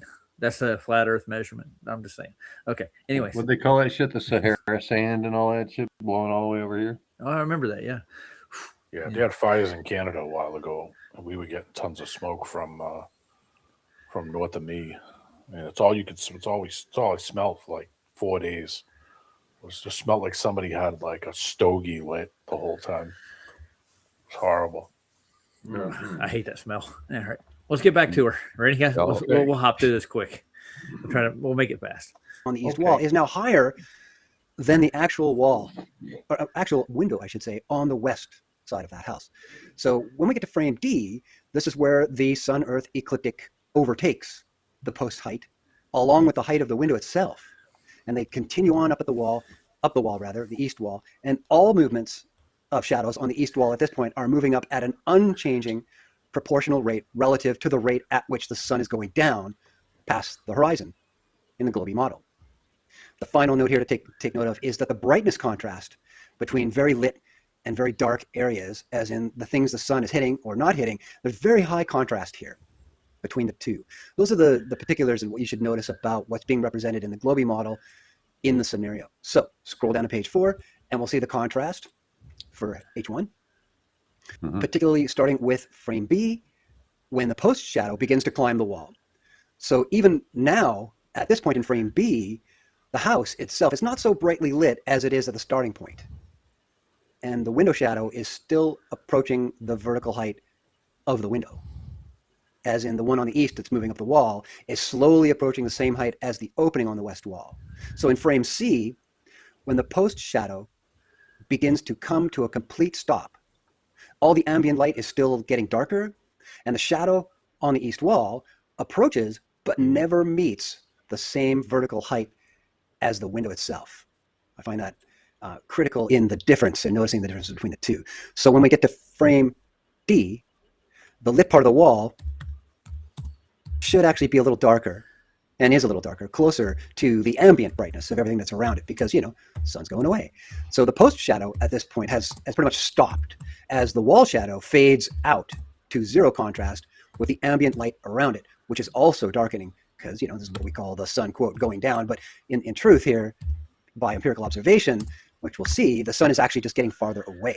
And the opacity value of air comes into play, and things just get darker because less radiative is getting to you at the house overall. All right, moving right along. Let's bug down to page 5. So this is where we shift from the model to the empirical. This is where we're getting at the data. From the east wall, if you were to take a look at my house there, and the diagonalish line with the 6735 on it over on the right side where it hits the wall, if you put your eye there and look down that line, the azimuth, the heading that you're at, is 252, which is 18 degrees south of due west, or to the left of west, if you're looking at it in a horizontal point of view. In the videos you're about to see that I took with the camera position relative in this diagram is directly west of the wall shadow, right where that line touches the wall on the right side. Draw a horizontal line to the left about 3 and some meters away, and the camera height is near the start position of the wall shadow's bottom line, where it shows the bottom of the window. That'll become obvious in a second when you see it. So just for completeness sake, I will say, and I left the dimensions on it at the top of the diagram, there is another window in this room. It's on the north wall, and we will note how that comes into play a little bit later. It's not really a key factor in anything that we're considering here in terms of the empirical. So as we scroll down to the other half of page 5 here, you're looking at a Google Earth shot. Notice in the top right of that shot, you can see north is straight up. So the orientation between these two images is the same. And when you look at that, the two figures I put on there are the 212 meter and the 228 meter. Those are altitude markings, as in how high above sea level you are at those 2 points on the land. And I will say, although it's not indicated here, that okay, what did he say? Sea level? All right, sorry, had to throw that out there. Yeah, Carl, the demonstration, the actual experiment's actually coming up. Well, not experiment, but the observation is coming up, where he actually does this in real life. He uses a window in his house to demonstrate this during sunset, as it might say. If you haven't seen this, I'm sure you have, but he actually shows it in real world. The actual data comes to life. It's pretty cool. Between those 2 points, the land is quite a bit of a valley. In fact, it drops to 170 meters altitude through the middle, which getting out of metric, 42 meters down, is actually 137 feet below the opening in my window on my door in the middle of that valley. So what that means is that there is even less than typical interference with the light path from one point to the next than if the topography were flat in between those 2 points. So we're helping ourselves with the legitimacy of the measurements that we're making here in asserting how few corrections actually need to be made. And the answer is 0, because we're really only, as you can see there, we're only talking about 1,400 meters between those 2 points. This is not like an 18-kilometer long sighting where there's a bunch of air to be considered and lapse rates and stuff. None of that is really coming into play here. Okay, so let's bug down to page 6. And we're dealing with recording number 1 here that I took last November. And I've included in each frame a graph which moves progressively with the video as you watch this shadow go up the wall as the sun goes down outside the door over time. The graph itself is only showing one thing. It's showing the downward component of movement over time, minute to minute. So the lateral movement of the sun here is not so relevant. We're really just looking at the vertical component. And the graph itself in the image is physically lined up with the bottom edge of the window of that shadow right there. You can see that the black line, if you draw it straight across the image, you'll hit exactly where it begins to plot the line on the graph. Just for continuity's sake, visual aid, call it what you want. All right, so notice from frames A to D, the change in the shadow's brightness itself, that in A, it's really bright, and D, of course, it's fading out to nothing. And that is exactly as WJB's model shows. The plotted data here is essentially a straight line for the first 17 minutes of this recording. And there's no debate about that. We see the sun progress across the sky at a constant rate, and that's exactly what you're seeing on the graph. So you'll see more detail about this in the next example, per the requests of the Globies who looked at this original issue video and naturally weren't satisfied at all because of lack of detail and measurement and whatever you want to know. The dip at the 11-minute mark on that plot is likely due merely to a bit of cloud passing in front of the sun momentarily. This is just going to cause a little bit of distortion or diffusion or diffraction, pick your favorite word, where it's a little tougher to measure on the wall, the shadow, because it gets a little fuzzy. What I got to give Stoneman is he's thorough about it. In other words, the rate of light coming in is impeded by a cloud for one little section there. He does point that out. So he's taking empirical data from sunlight, the amount of sunlight that's coming in the window. Live. He's really, yep. And you guys want to watch the video, I'll actually go get the video. I'll post it in chat for you. They have a video of the actual. That's good. I've seen that blender. I've seen that example that he uses in the beginning of the video with the real light animated. the fully animated one, and it's explains to you exactly. Well, the idea is to show that the angle would go much lower, which means the shadow would come up higher, and you would get the obstruction from the actual physical Earth itself. Yeah, you would see the line of it. Are you guys bored to tears yet? No. Another nail in the coffin. I love stone shit. Yeah.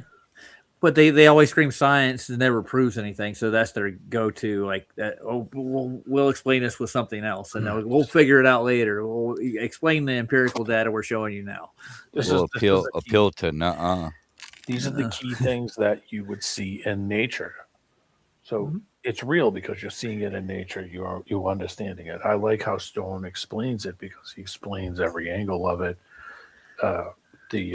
Seeing the graphs and the pictures, you can see the example in nature.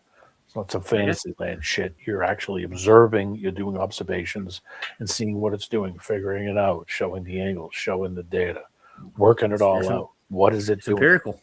Yep. Yeah, exactly. The whole point. It's not some fantasy land shit that you say, well, if we're on the moon and we're looking at it here, they're going to fuck you with that crap.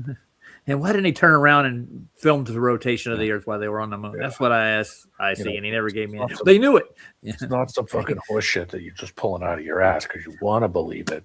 This is real observations done in nature with your eyes and working all this shit out and then saying, okay, we're seeing this because of that. We're seeing this because of that. It's doing this.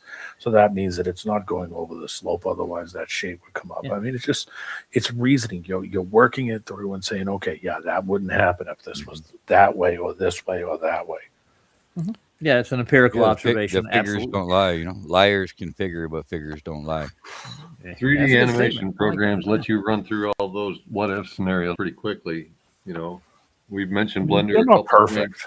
It's worth. They're not perfect. Fooling around with it yourself so that you can try all these things out quickly.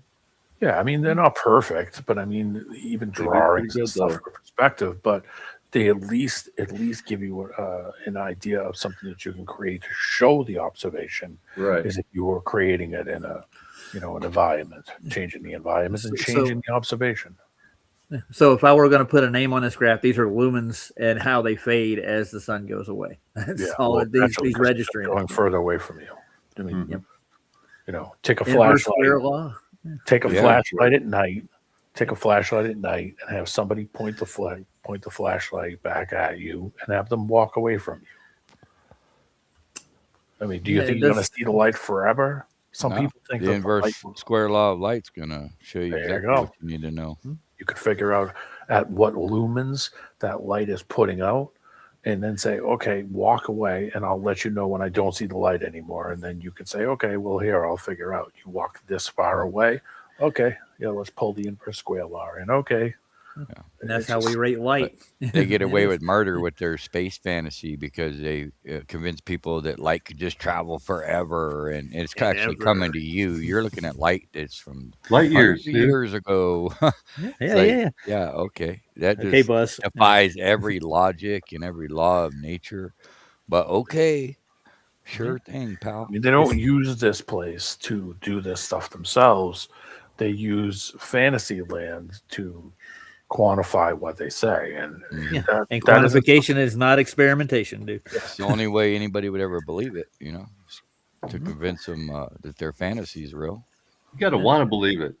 Like either you love Star Trek or you're making money doing it. I mean, you're either a Jedi or you're not. Mr. Gene over here, Gene Andrew, Roddenberry. He made a lot of money off that show. I'm sure he did. So he loves space. I messed around with lux meters, lumen meters, whatever you want to call them, for blinds for photo shoot stuff, where you would, you'd put up a, it's almost like an umbrella. You put a light in it. Yeah, the reflectors. Yeah. Pull it back and forth and adjust the light. D-Man, you're going muffled a little bit. Are you close to the mic or far away? Okay. We can't hear you. Where did you go? Yeah, you went in a can somewhere. Crawled under a rug. Yeah. I didn't do anything. Probably the internet. Go ahead. Yeah, it's all fine. Well, what were you saying? We couldn't hear it all. We missed about the third of that last ramble. Is that better? Yeah, that's much better. Well, okay, sorry. Ramble on. I was just going to say that, you use the lux meter and it just tells you how much, lumen meter, just how bright it is. They use them for photo shoots. They use them for videography. Sure. I've messed around with them. LED lights, especially. Messed around with early LED stuff. Commercial LED stuff to find. My friend had a nice setup, and he was going from those, incandescent bulb stuff, old school gas-filled stuff, to LEDs, and he wanted to see what the difference was in the color frequencies. Yeah. He bought all kinds of different lights. Some were warmer, some were white, some were blue and tinted, and all kinds of weird shit. And we're fooling around with some gear back in the day, a long time ago. I'd never seen one of those. You got to get into that stuff if you're doing like green screens and stuff, because it's the lighting is really important to get it to look right. Yep. Yeah. Oh yeah. Yeah, and the light has a certain color temperature. Right.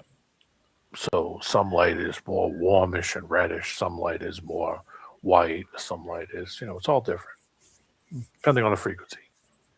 Yeah. Well, I'm not an expert in it, but I do understand how you can rate light and its intensity just by the heat it even puts off, or by the lumens that it and the candle watts that they rated at. Yeah. And they used to do that, and the industry does it to this day with every light. And the effects it has on humans, they go in depth studies, and they use a lot of the stuff in the technology we have now, and they control you with. Yep. Believe it or not, that's what a lot of this computers and cell phones are based on. We're part of this experiment, and that they're nodes. They want us to be nodes. Internet of Things. They want us to be the things. Yeah. We're a number to them, I think. Yeah. You're part of it. What's your serial number, D-Man? Yeah. 15. Stamped on his foot. What's your MAC address? Yeah. 216. No, there you go. And he's sticking with that 216. All right. Let's finish this off right quick, or try to. Doesn't stay quite as crispy when the sun is nothing but hitting, through the opening. I'm sure you guys can picture the difference in your head. When we get to frame C at 20 minutes in, when the downward rate of the sun, its motion is slowing. just like the model. And frame D, you're seeing a minute after that where the sun is fading out, indeed, and the downward motion of the sun falls to 0 in terms of its rate. And again, just like the model. So the rest of the ambient brightness on the wall is coming from that north window that I mentioned. And that is because the sun is still ionizing the gases in the upper atmosphere, the argon, the xenon, the krypton, the neon, etc. Even so, you can still see that the ambient is also darkening with the departure of the sun. So those are the final points. That was a nice of touch that he pointed that out. What we're looking at here. Yeah. So make no delay. Let's get on down to page 7. Word salad. And this was the February 9th. No, negative. Video number 2. I've seen it demonstrated. Is still in the same position, equals which I outlined word before. salad. But it's a little more zoomed in than in the November example. And that gives us the ability to more precisely measure the relevant vertical distance that we're going to be doing in frame D. And instead of vertically aligning the window and the graph like I did last time, what I did in this video was I just left the first window outline showing like before. Instead, this time I leave a bunch of pink X's at the heights of where the bottom was. So if you zoom into, say, frame C or frame D, you can see all those little pink X's. Speed. Each subsequent frame left its mark on the wall, so to speak, so that you can see it that actually jives directly sounds like with the vertical change you're seeing on the graph. So like what's it? Word salad. Okay, with I think I want Catalina with mine, if you could. Maybe blue cheese. All right. Okay. Yeah, what he's showing here is like season to season. So the distance to the sun is a factor in this scenario, especially with the brightness. Like the outer circuits of the sun versus the inner circuits of the sun, close to where he is located in longitude and latitude. So he did a thorough job. How dare him? Oh man, I know. It's ridiculous. The blasphemy. Yeah, why would you do? I know. All right. Now, guys, the difference here we that go. I point out here has to do with the increased zoom that we're using here, because the camera itself makes use of auto gain. You're seeing less of the ambient background influence on brightness like you did on the previous video, but it's still there. You can see that there's a fair bit brighter stuff going on the whole wall on A than there is on D. It's just less of a difference from A to D than it is the first recording. So from frames A to C, again, we're seeing a reasonably constant rate of downward movement of the sun. What we need to do is build a room with north, west, and east and south facing windows, and do this same thing instead of just using what we have. Like build a place where we can demonstrate seasonally how the sun actually works on the platform with windows in all directions. Yeah, that would be interesting because of the different season. Well, it would have to be. It would be more interesting. Their burden. We'll fulfill their burden of proof for their positive claims, right? It would be more interesting to do at the equator. Oh yeah, you get a better view because you would get it going south and you would get it going north, so you would see the angle change. I don't feel like we've made the positive claims because it's our default, right? It's what you observe, right? It's what your senses show you. So I don't need to make positive claims that the sun is going away from me and not behind a damn spinning ball of water. Yeah, I know, but I mean, it would solidify it in history if we had like a place like this where we can demonstrate how the sun does revolve above us within a circuit on a regular. I mean, that would empirically just put like a period, a giant period on this thing.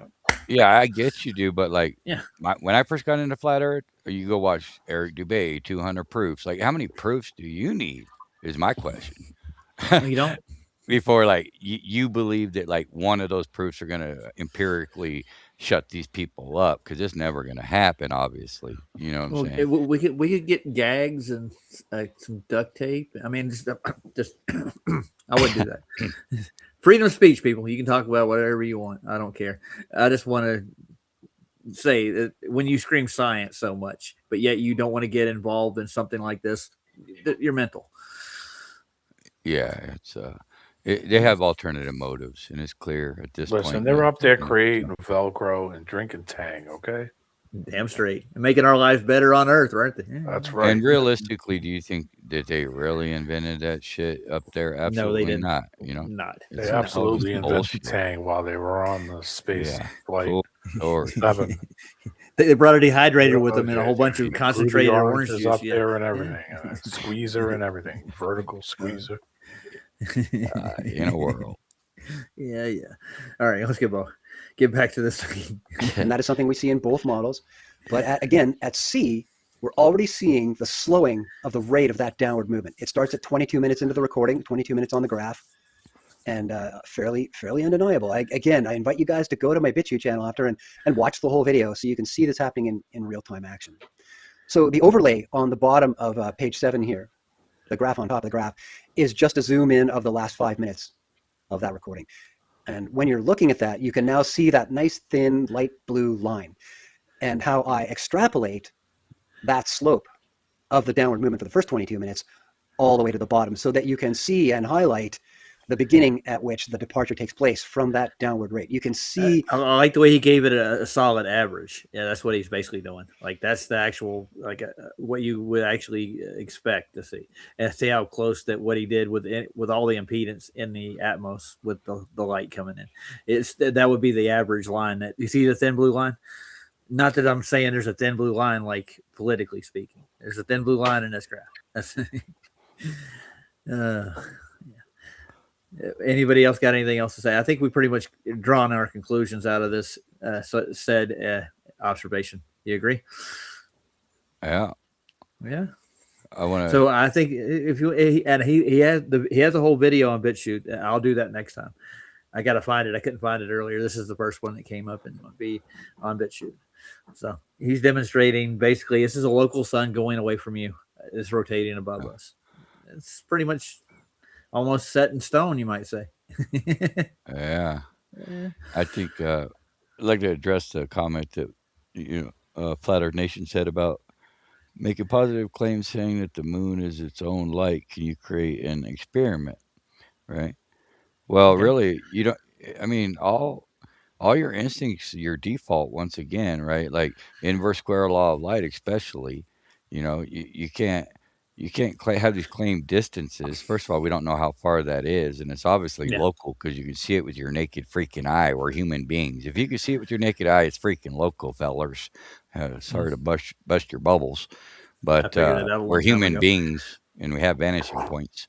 But anyway, it clearly, in my perspective, observation, we can't prove it, but it is a default that, with the luminosities, you could read a book, for crying out loud, in the middle of the night with the luminosities of it.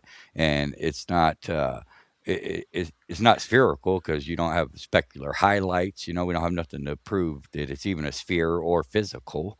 I happen to think that we could see through it at times, but I could be wrong, and yeah, he's got good videos of evidence that, claims that you can't see through it, that you just can't see it optically, which I get that.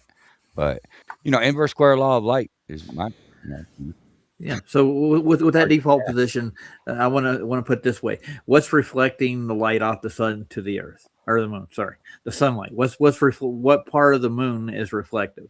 Yeah, that gray dust. The dusty ball part. Yeah. I don't see how it's even that reflective to begin with. And where's all the light traveling to the moon in the middle of the night that's going to send it all the way back to Earth to where we could read a book under its light? Yeah. No. How come we, where's all that brightness? Yeah. I think that there are points and places in the sky when it does show the sunlight on it to a point during its phases, but when it's a full moon, I think it's actually illuminating something else. I think it's charged. It could be an electrical charge. Yeah, it seems that way. But ultimately, we don't know. I'm not trying to make positive claims here that I can't, prove. I tell you, JJ, we're building a rocket tomorrow. We're heading there. We're gonna find out once and for all. We'll put into this. Yeah. I'm gonna break out the budget, man. We're doing it. You go first. All right. No, thank you. I think I'll just look at it from here. They also claim that these tides are from the freaking moon. It's like I'd rather be wrong than go against the mainstream media. I think you'll be in a better place. You might not be right all the time, but if you just go the opposite way of which way the mainstream tells you to go, you're probably going to live longer and be healthier. Just throw that out there. Yeah, I'm going to stick this video in chat if people want to look at it, and I'll put Man of Stone's channel in there too. I threw a funny one in there just to lighten it up a little bit. Oh, thank cool. goodness. We like humor in this world, don't we? Yeah. I didn't piss Andrew off today. Oh, I don't think so. Is Andrew still here? No, he's playing poker. No, Andrew's that playing was poker? Harmon. That's Harmon. Oh, that was Harmon. Well, shit, that's a whole different thing then. Because I haven't heard from Andrew since I told him I took back some of the shit I said. I think he took it the right way, man. He had to. I told him it was all comedy. I joke around all the time about the biscuit thing. Me and Slav started all that. That's why I always joke around and say, straight out of rehab. Hey, Harmon. Hey, Andrew, how you doing? I say, listen. Yeah, sorry. I always say, like, so I said, I haven't seen Andrew. And I said, he's doing good. He's out of rehab, and he's admitted that he's powerless over the power of the biscuit. Yeah. So if you want to get into the actual measurements of the light, he gets into it further. I'm showing them on screen now. These are the peak hours when the light hits the wall. This is what you expect to see. It got 70% of the light that we would expect from a flat Earth. I don't think it got any light with the globe. I don't think the globe had a projection for this model. So because they believe that the sun goes behind the Earth. That's a great documentation, and another nail in the coffin. Yeah, there was a 3D animation one that me and Roger watched a while ago where the guy animated. Yeah, the guy animated everything. He animated the buildings, how the shadow on the buildings would work, everything you could imagine about how it would look if it was a globe and how the sun would interact, how you would see it in the sky, how just unbelievable, everything, every kind of angle. That's how you would see it every day of your life, and you've never seen it that way ever because that isn't what it is. We watched it on the last stream, didn't we? Yeah. And I'm not going to go back and reference it. And I wouldn't claim to know what the tides or the moon actually is. That's just ridiculous to anybody who's going to claim that they know for sure. I never knew what it was. But I would imagine it has to do with electromagnetism and electricity, because everything in this nature of our world is electric by nature, period. And that could be proven demonstrably. So I would go with that, with my instincts after knowing that, rather than it's I don't know, this, that, or the other. God. And electricity's dirty little sister, magnetism, goes right along with it. Right. So if you want to do any tests or experiments, then you should probably get into electromagnets, magnetism. Right. What we can do with pushing water and, these kinds of things, because it's all tied to the electromagnetic field that we live in. Yep. It's a dynamo, you might say, a dynamic. Yeah. Right. Yeah. There you go. And that would make sense in the motions of the heaven. So I think God's a master at making this stuff, and I think he did a good job. But D-Man, you actually put that one in here, huh? Yes, I did. Yes, I did. I almost had a coronary the other night laughing at that. Absolutely. That's funny. Well, I'm going to ask for forgiveness in advance.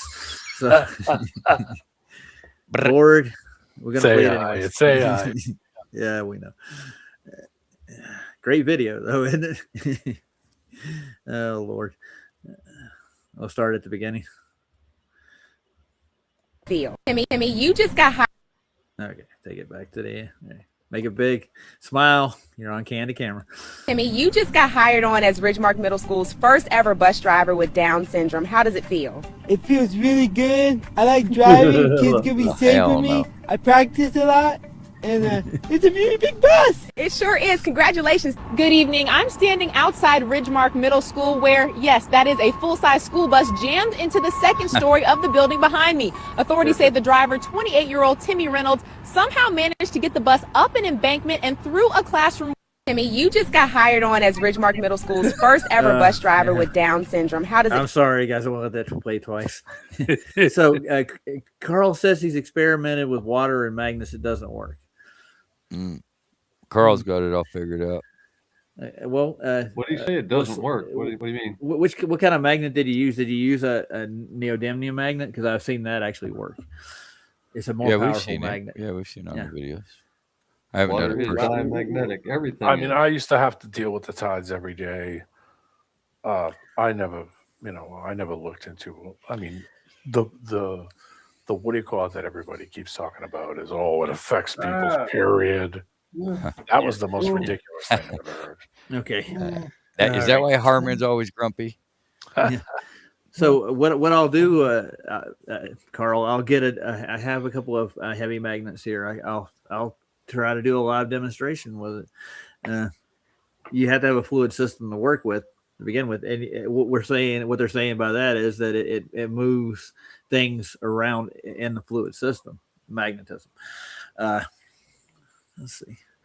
I can show you the demonstration, but I don't know if you're going to buy it or not. Is that the one where they're floating something and the guy's taking the magnet and putting it up? Yeah, he's got a neodymium magnet and he's pushing water in a tube across. I would imagine it's like pulsating. Like if we're in an electromagnetic field, per se, then there's a field. It's like the ether that they're hiding, and it's circling around constantly, and it's like a heart. It's like a beating, right? Like it's sucking in, it's pouring out, it's alive, right? It's like you described it, twisting. I mean, I'm not making positive claims. I don't know mass and hologram at the end of the day, man. None of us do. But it seems more logical. I just try to be logical. That's all. I never correlated any, I never correlated anything to it. I mean, that was just me. I just never really thought about it much. So I was like, whatever, the tide's coming up. It's got to be, I'd have to walk into work and say, okay, what's the tide at? All right, let me look at the chart. Okay, go. I would just do that because that way I knew when it was going to get busy or, when ships were going to be moving quite a bit. We'd have to move equipment around on the Atlantic. Yeah, there's parts of North Carolina you got to have the tides down because you can't travel. You got to drive to the beach to get to Corova or bridges, and if you go in and out of channels. In and out of ship channels and stuff. Narrow waterways, the tide can affect it. Especially out there is extremely dangerous. More dangerous. Yeah. So I'm gonna try to run an experiment like that. We'll see what kind of a neodymium magnet can actually propel water or anything else. I think magnetism is a proven force as opposed to gravity. That's really the whole other point. A gravitational pull of the moon has an effect on the tide. That's their positive claim. It would have to be a push magnet. It would have to be something that's a push. Mm-hmm. Is anybody disagreeing that this is everything in nature is electricity of some form? Yeah, the static. I have my lodestone right now in my hand, and I have a bowl of water. I'm letting it settle down from me putting it in there. I'm actually moving it across it, so I'll see if it actually has any kind of effect on the level of the water or it cause any motion in the water. I think Carl's trying to come in, maybe. Yeah, let him in. That'd be awesome. I'm waiting. I heard it. 3 o'clock. I didn't give him a link. So, gotcha. Yeah, I'm actually getting a ripple effect from the water but I mean, I'm moving it slow enough that it's not causing wind.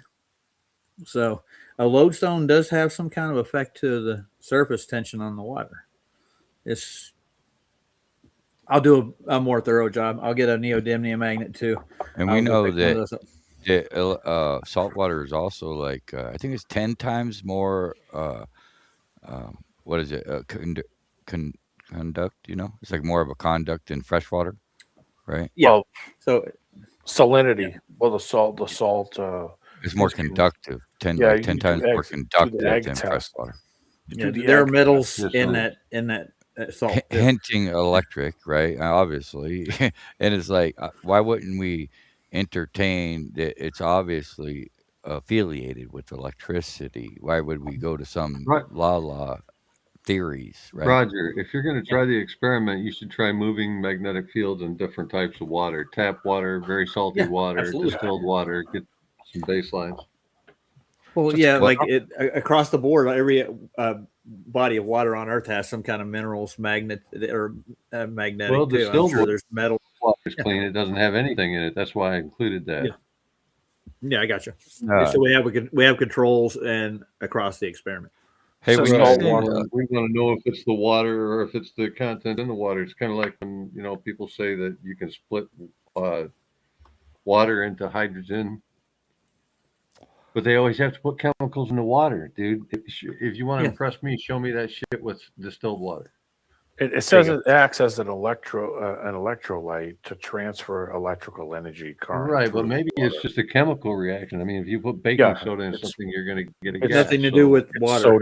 Sodium chloride. Water is not magnetic; it's diamagnetic. Okay, I'm gonna start calling you. I'm gonna start calling you guys Pete and Peter.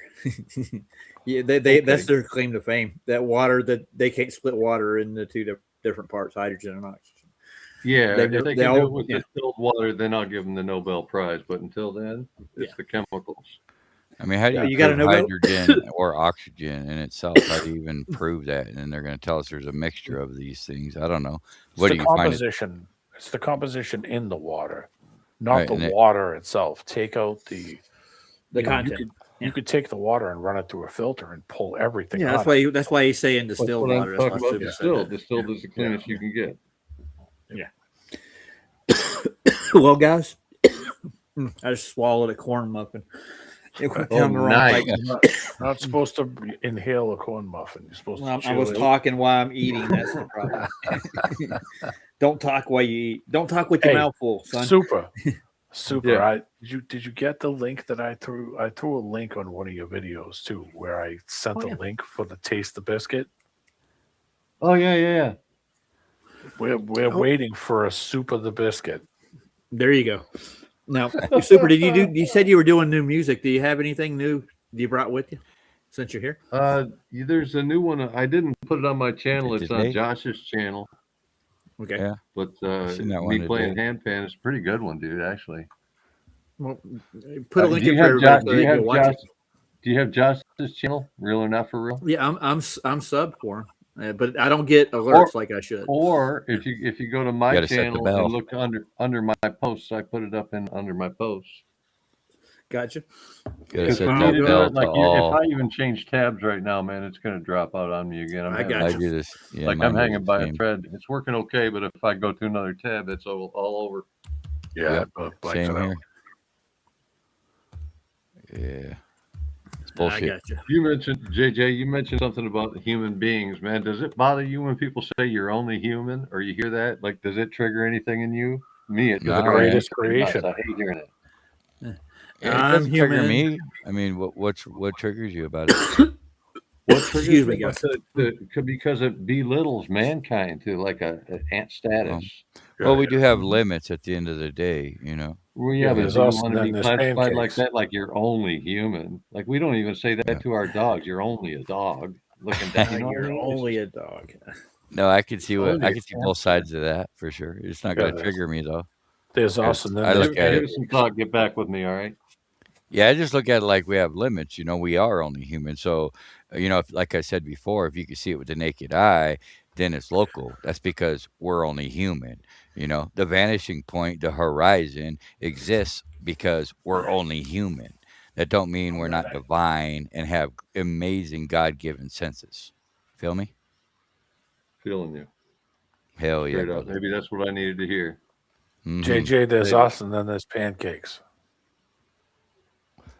And you don't say only pancakes, like you're not even looking down on your pancakes with that level of disdain. You know? No, I'd eat you, but you're only a pancake. Yeah. How dare you? Perspective is a hell of a drug, man. It could heal you or kill you. You know, it'll make or break you. Thank God my fog machine's working. That's all I'm saying. Yeah. Oh shit. You got it running right now? Yeah, right now. It probably does. Fog machine. Yeah, you'll have to decode that like mentally. YouTube's acting up on me, guys. YouTube's doing weird crap. Like I went to go find Josh's channel and I'm scrolling through my subs and it just randomly clicked on some other video for some odd reason. I told you go to my channel and go to posts. Yeah. I'll do anytime it. you have Restream open, it'll like be delayed real bad. Like if you clicked and then it'll like click on something that you're not on later because it's so delayed. So, I'm shutting a lot of these windows. Yeah. I can't have anything open. Yeah. I'm It's close just on all this crap. restream, man. Yeah. Well, yeah, and YouTube does a lot of things too. Every once in a while, they have some hiccups for sure. Yeah, they're probably in cahoots, man. I don't know. I think it's the program itself. It's just slow. Yeah. I finally got into it. Got all my subscribers up here, but I don't get like notifications from all of them, no matter what I do. Yeah, some of them soft sometimes. Really? Doesn't work at all. Yeah. You sure about that? You sure you're not tripping? Sure as pancakes. Yeah. Because it'll look like it's on, but just double check, because it'll look like it's freaking on, but it'll be set on like something other than all, but you're set, but not on all. I went through like a month ago and went through every single person that I checked every single subscriber channel, and I checked every single person that was on that list, and some of them weren't even alive. I was like, holy crap, this person hasn't been on in 13 years. Why is the channel still there? Huh. Like, I had to go through it and realize that, okay, nobody's done I it. just went past Blacklight's channel, believe it or not. Yeah. Yeah. And you realize that, okay, yeah, some of these people probably aren't even alive. I should probably unsubscribe. Yeah. Yeah. Well, it keeps their memory alive. There's actually people who have died and their channel Oh, grew yeah. tenfold My uncle. after they died. My uncle, my dad's little brother. Yeah. He's his channel's still on YouTube, still up and running. Hell yeah.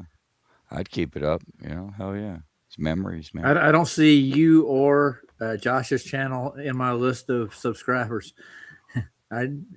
It's like it chooses to show me what it wants to show me when it wants to show me what it wants to show me. I've got everybody from Nathan Oakley to Mastodon in front of me right now. Yeah. Yeah, that pesky technology, they had to use it all to go around the moon, Super.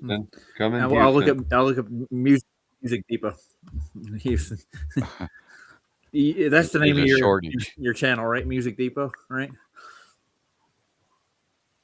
No, Super. I never heard A of Jam Depot. Is it Jam Depot? Okay. You should do more streams. Yeah, I'm telling you. I'd be over We here all more. we all should. Everybody but you. I was. Yeah. Roger's Right. an addict. The stream addict. Knocking them out of the park. Yeah, not too much. I love it. I'm just putting stuff out, man. I love it because it keeps me lazy. I can just If hop you're on looking Roger. for my stuff, you just go to my channel, Roger. Mr. Super. I'm trying to. Cyberlander. Can't miss it. Yeah, Hey, you're making it well, difficult, Roger. What it does is Put it it pulls all up everything you've in been one- in when I do that. I went on your channel a while Whoa. ago, Super. I went on your channel a while ago, Super, and listened to. I had it on the TV, and I was doing like cleaning up and doing some stuff, and I was like, Nice. "Oh!" So I just went on there, and you were singing the Neil Diamond. I got you. Yeah. But it pulled you- up the Kings first. That's what it pulled up. You got it? I was going to attempt Yeah, to. I'm on Supers now. Kings. Yeah. Okay. I was going to go. If you go in there not again, real. D-Man, go into my playlist and hit the Jam Depot one, man. You can rock out for hours. I had it on and listened for a while. It was pretty funny. I was like, "This is Well, awesome, man! This is super." Okay, I'm gonna play your Thanks, dude. music mashup. Yeah, is that what you're talking about? You Yeah. and Josh? No, Yeah. no. Look for the one that's like Mr. Super on Japan or something. Okay. There's Hanging With, Secret Covenant. Let's Yeah, hanging with. That'll work. Okay. That's it? Yeah, that'll do it. Okay. And we'll enjoy the music. Rock on. Whereas I've heard it said, oh, listen to the music all the time. Let the music play. Is it playing? Dang. I know volume. Not yet. I don't hear it.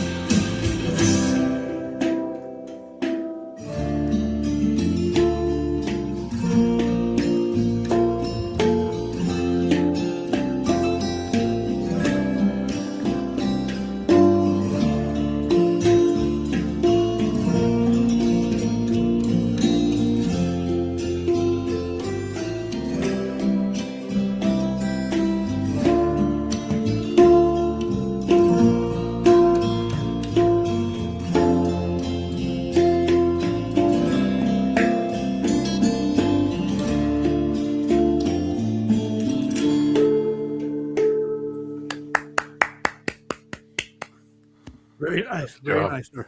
Hell yeah, man. I'm telling you. Hey, why did the Awesome, music brother. stop? All right, I'm gonna get off here, guys. It's been 2 hours almost. Oh, it's past 2 hours. Jeez. Yeah, good to see you And guys. I recommend going over to Sandy's when you leave here. Yeah, I'll probably shoot over there. I'll get out of this chair. It's hurting my back. I hear you. It dropped a I'll link. be over there in a little bit. I will. You got a link? I have a link. Hold on. All right. I promise. For us lazies. Just hanging, guys. As always. Good to see you. Yeah, appreciate you guys, man. Much love. Amen. Good to see you too, D-Man, JJ, Roger. You're all heroes. No, you're a hero too. I promise you, super sidewinder. That's the hero part. Super. Yeah, if you want to see that in high Hey, I'm quality, dropping a man, link just in go to chat. my channel and go to posts. Anybody that's in chat wants to see that video in high quality. It's pretty nice. Yeah. I'll put it in main chat. I'll put it in private chat too, JJ, just for you lazy folks. I appreciate it. All right. Night, guys. I'm going to play out with my cartoon favorite. Yippee. I know. One of your favorite songs, Super. I'm in. Poof. Yeah. You like Sick of It All? I know you love their music. I've heard you comment. We need to hear some Shine Like a Raven, dude. Oh, I haven't played that in forever. I know. It's like nostalgic. I might bring that in my next stream. Yeah, do it too. Nostalgia. Yeah. Super, you're going to hate it. I didn't like it at first, but it grew on me just because it became nostalgic. Yeah. Right. Well, I'm talking about this song, though. Yeah, that was my reference here. Yeah. Gotcha. Super said something about Sick of It All last time. He didn't like them. I like the name of it, dude. I'm in. Roger has his own wing. I do. Roger Ledwell wing. Wow. Yeah. Yeah, I've heard of it. It's in Canada. Oh, yeah. I'll taste the biscuit. All right. All right, guys. Good night, everybody. The goodness of the biscuit. The goodness. Don't get that on my chicken wings. Best life, invest it all, reinvent yourself. For you know it, your essence is to do with something fresh. Your will, your way, will earn respect in your day. Let the glory sharpen knife, got the future of your life. Let's not raise back, just back, build to last. Old school, all to do, doesn't mean a thing if you're not true. Greedy ones, made fast, we're here, build to last. For the fun, down the bang, love and the truth so powerful. Work out the snacks, the past, work out the snacks, won't last. Mistakes, finish my brothers, mistakes are gotta be others. Your will, your way, might change the penalty. Eradicate stagnancy, eradicated like disease. Let's not break the past, just back, build the last. Old school, all to do, doesn't mean a thing if you're not true. Greedy ones, made it fast, we're here, build the last. For the fun, not a past, love and the truth so powerful, the love and the truth so powerful.